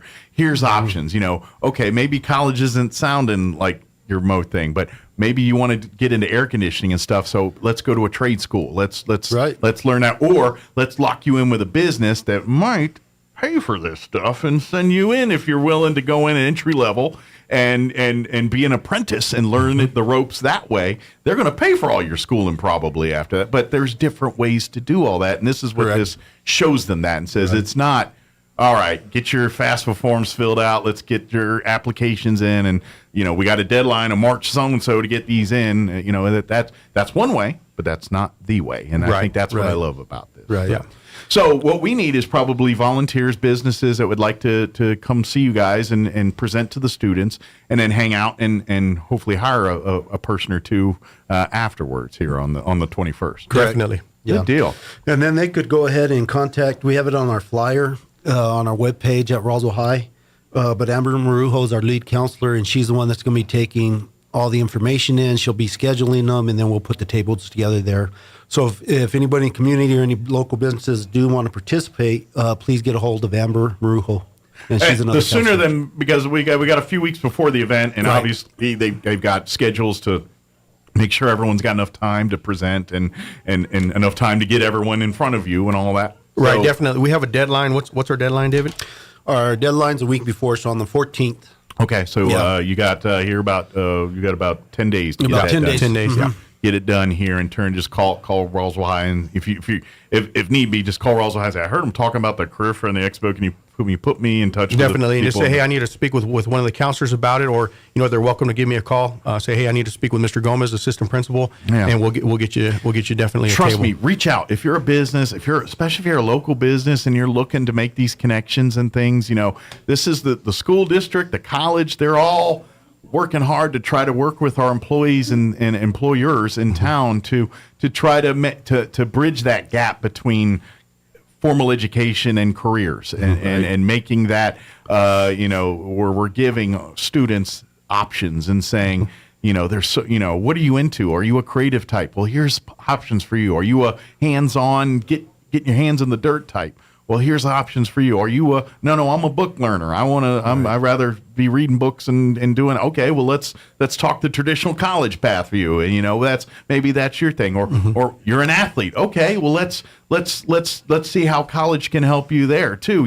Let's face it. The odds of you making it as a professional athlete are probably low because we all know those numbers here. But you know what? Working in that industry as a trainer or as a coach or as equipment designer or field planner, or, there's so many careers within sports that don't involve you playing the sport that you could be into. And here's the paths for that, Right. and that's what, whatever your interest is, this career fair kind of says, all right, here's the path to what you need to, okay, it's not the exact path, but here's a guide why I say, okay, this is the kind of things you need to be preparing yourself for, setting your table for. So when you're ready to do that, you've got everything in place. And that's what this event's really for. So businesses out there, please respond, reach out. This is the community trying to help you do your business, but at the same time, help the people in our community, figure it out and figure out how the way of the world, so to speak. Definitely. Yeah. So please come out and be a part of this on the 21st. Please get your request to be at the fair. Just gee whiz, I'm sure pretty much any job's on the table, but is there particular industries that you're really kind of you're like, all right, I've got food service, I've got a good representation, but I could really use something in, I don't know, law or welding or something like that? Maybe the city. So government planning, some government planning. Mm-hmm. Maybe some any law offices that would be interested. So any of our government officials or government workers that were interested in talking a little bit about how the city or the state or federal or whatever entity of the government you work for, and talk about job positions and things there and requirements. If you're interested in sharing that, please reach out to Roswell High here and see if we can make that happen. Because again, we're just trying to help you find your next generation of workers and employees and managers and owners and business leaders. So. Definitely, yes, sir. Yep. And that's the other thing we're working on is we're going to be doing some advisory committees here within a couple of weeks, and that's where we're going to invite industry in to come in and say, hey, okay, for instance, I have an automotive technology business, and you have an automotive technology program. We'd like for you to teach students X, Y, and Z, and that's what we also want. We want to create these partnerships so that way we can make sure our students are leaving Roswell High School with the skills that they need to be successful. Yeah, it's and this is something for people like me that's in their 40s, 50s, and beyond, that it's been a few years since we set foot in a classroom per se. It is night and day different, especially higher education and in high school and things. The resources in which students are taught are different. The way that they're taught, the end game of what you're teaching has changed. It's before it was kind of, all right, we're setting you up to basically be a college student. Right. And now it's, no, we're setting you up to whatever path you want to go. Is it college? Great. We're going to prepare you. Is it a thing in the trades? All right, we're going to set the table for that. Is it to go right in the workforce to start your own business or work for another business? All right, we're going to give you the skill set to do that. That's that's definitely correct. I mean, we have what we call 3 pathways to success at Roswell High School. So, one pathway is they gain some certifications from one of our CTE programs, and they're able to directly go into the workplace and get employment right after graduation. Our second one is they've gained some certifications and maybe some dual credit, and they want to continue on to a post-secondary, get their associate's degree in welding, automotive, and then continue on into the workplace. So that's our second. And then our third option is that we would love for our students to at least obtain at least 12 credit hours of dual credit, so that way they continue on into college to go be that lawyer, Absolutely. be that doctor, or be a teacher. Yeah, I love that side of it with the higher education, where high school and college is kind of melded together and say, hey, let's make the most of your time while you're learning this in high school. Guess what? We're going to count it towards some of your college stuff here. And, of course, we have our, early high school and some of the other entities in the Roswell Independent School District focus solely on that. Right. But if you're a student at Roswell High or Goddard High School, you have those same opportunities as well too, and definitely, and that's what we want to promote and let folks know about. So that's what's cool about this. So that's what I mean by school's way different. So please, if you're out there, please reach out. If you're a business owner or I imagine the recruiters, military, police, all those folks are going to have representation. Because they're constantly looking for new folks to be a part of that fold, and if you're looking in for careers in law enforcement, military, and stuff like that, you're going to find a good representation of them. And by the way, I will say, this is just, I'm not putting plugs or anything, but if you're one of those students out there that don't have a direction, look at the military. I'm an Air Force guy. I went through. You're going to do dumb things. You're going to say things. There's going to be points you're like, why did I just do what I just did? There's going to have those moments. I'm not going to lie. You're going to have those head-scratching moments of what did I just do?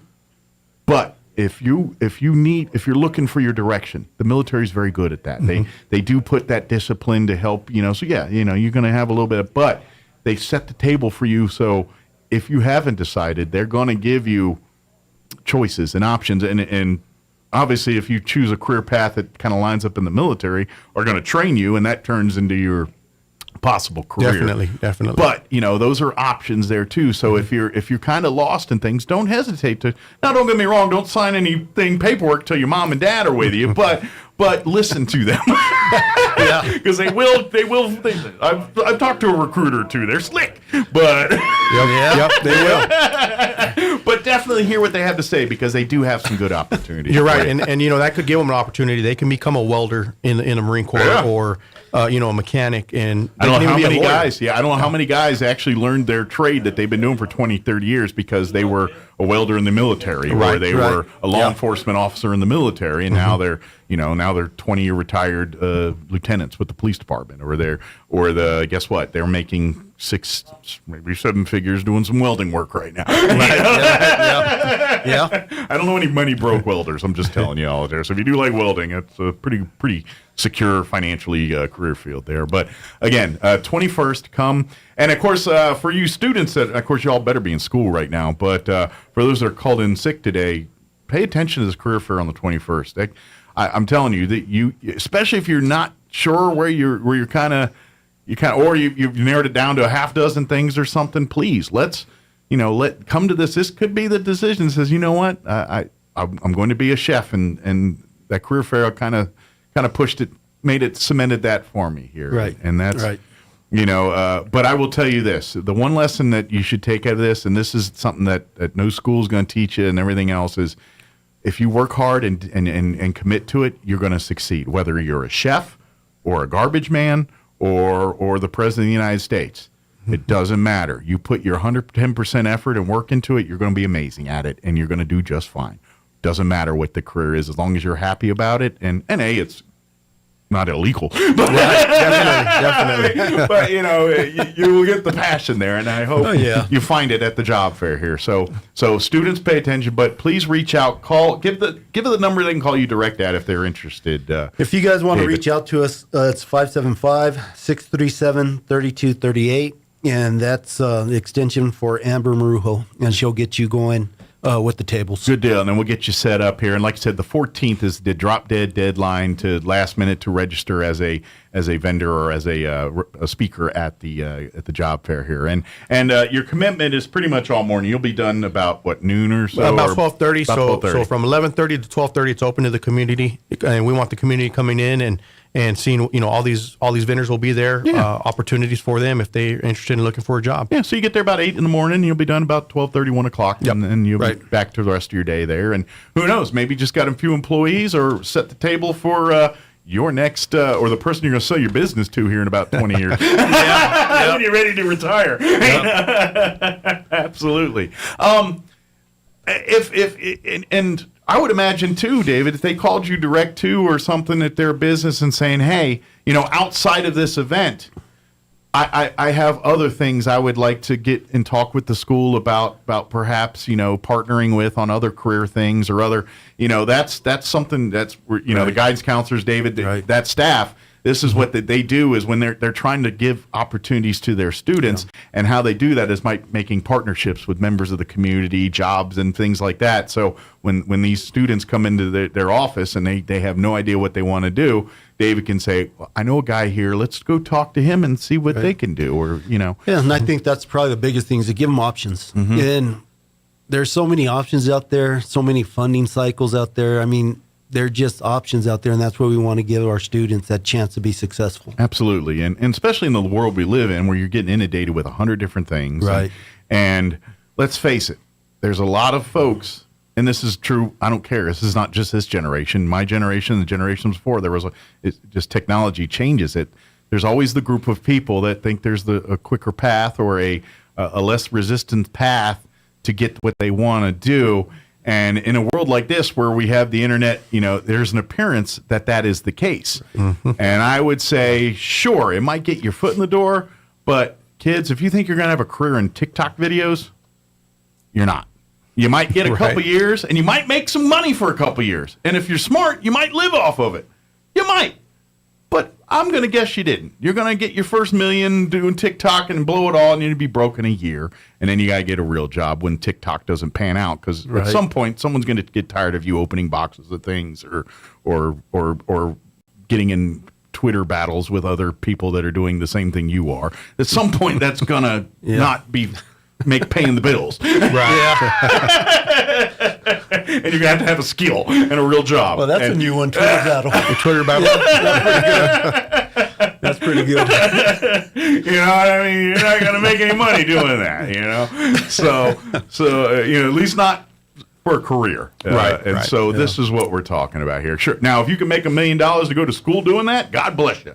But if you think you're going to make your whole life of that, think again, Ask NFL players that made millions of dollars in their 5 years in the NFL, thinking they're set for life, that aren't set for life now because they didn't plan and prepare. Yeah. And so this is the lesson we're teaching. Yes, there is a fast way to make money, but if you don't prepare, it's a fast way to lose it just as quick. And that's what you gotta prepare for. So please have career skill. If your best skill set is arguing with people on a stream, you don't have a skill set. Right. You have a lot of people that are annoyed with you. That's what you have. Yeah. Sorry, I get a little blunt sometimes. But definitely come out and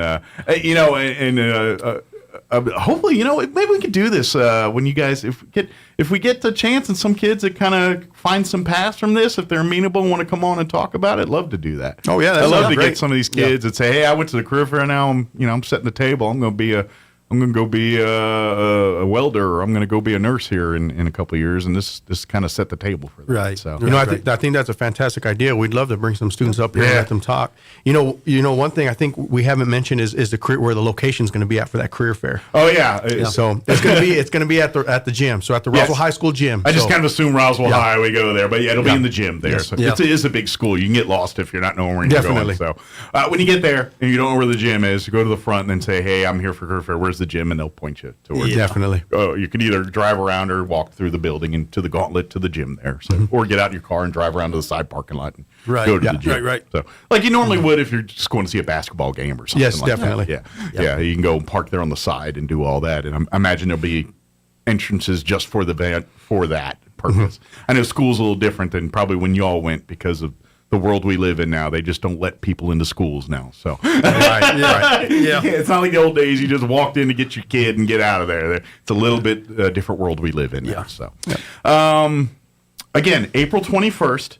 It'll be at Roswell High in the gym. Everything will get underway there in the morning. You know, when the kids get to school, the seniors, I think, go out the gate at like 8:30, first group there, and then but you'll be there, committed to the morning, get done about 1 o'clock that day. So if you're a business owner or a representative for a business or an organization that would like to come and be a part of the job fair to offer opportunities or at least show kids what you do and give them the path to what it takes to get to that job, we'd love to have you. And of course, if you're looking for employees, this is an opportunity for you to do some recruiting yourself, because as soon as the kids are done here about 11:30, 12, you're going to get a chance to invite the public. The public's going to be able to come in. So if you're looking for a job, make sure you're at Roswell High School about noon, 11:30.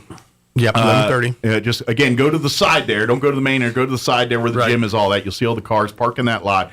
Make sure you follow directions. They do have one way in, one way out. Don't be that knucklehead going the wrong way.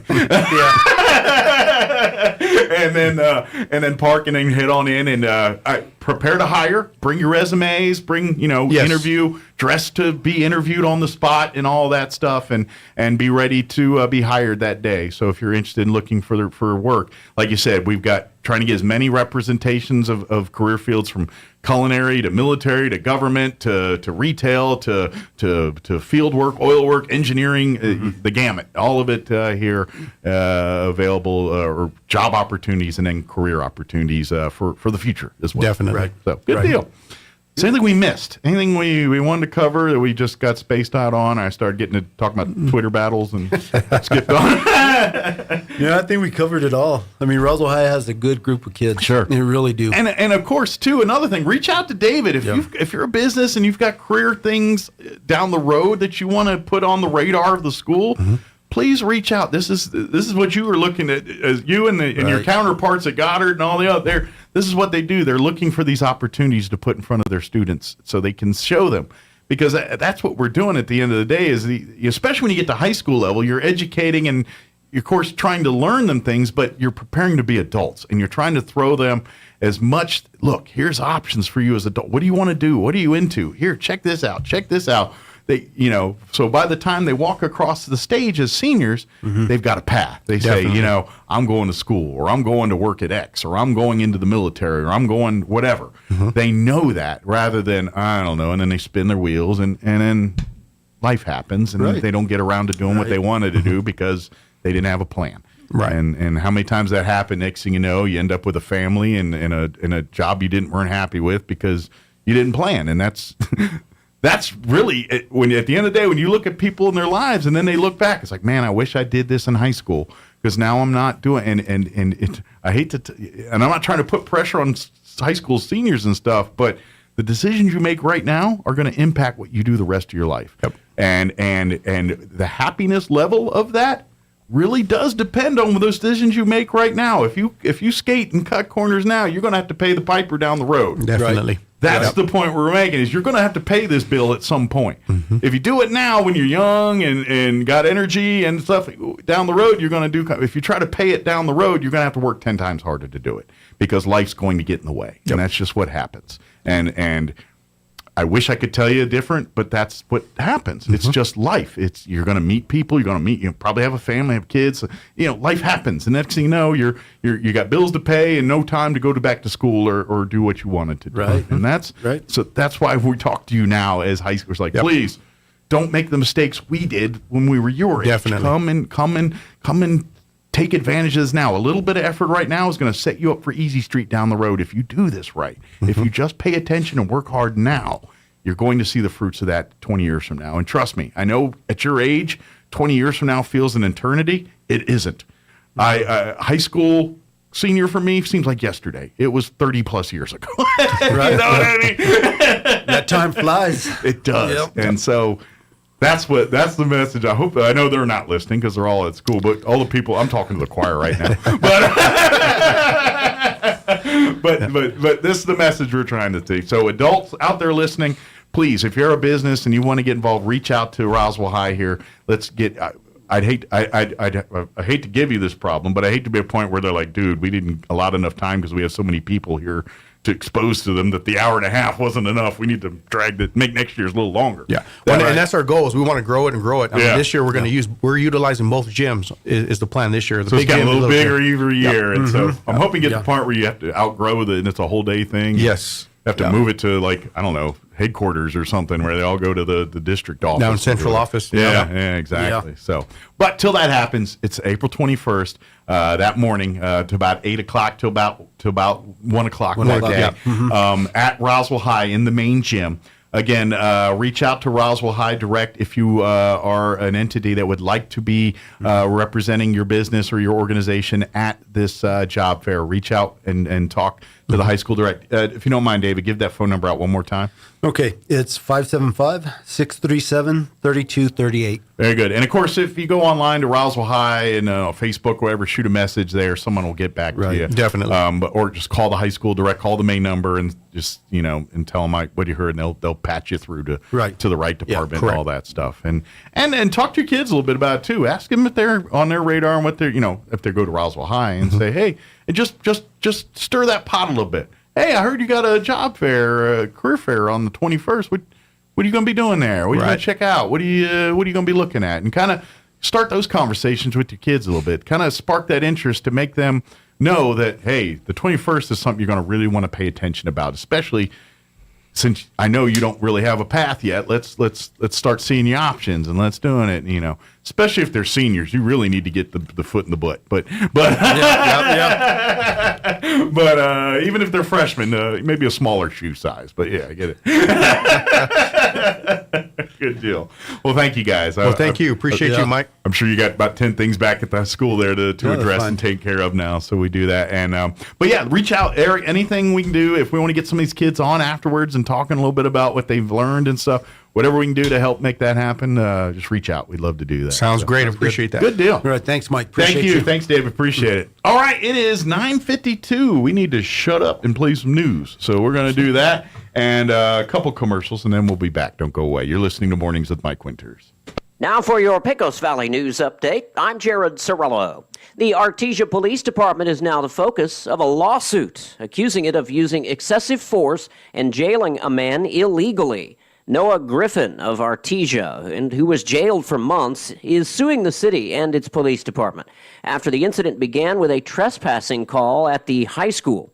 The 20-year-old Griffin was arrested back in February of last year. He was charged with 3 counts of battery to a police officer, but those charges were all dropped 9 months later, all while Griffin remained in jail. Carlsbad Museum Director Dave Morgan has retired after serving 10 years with the city.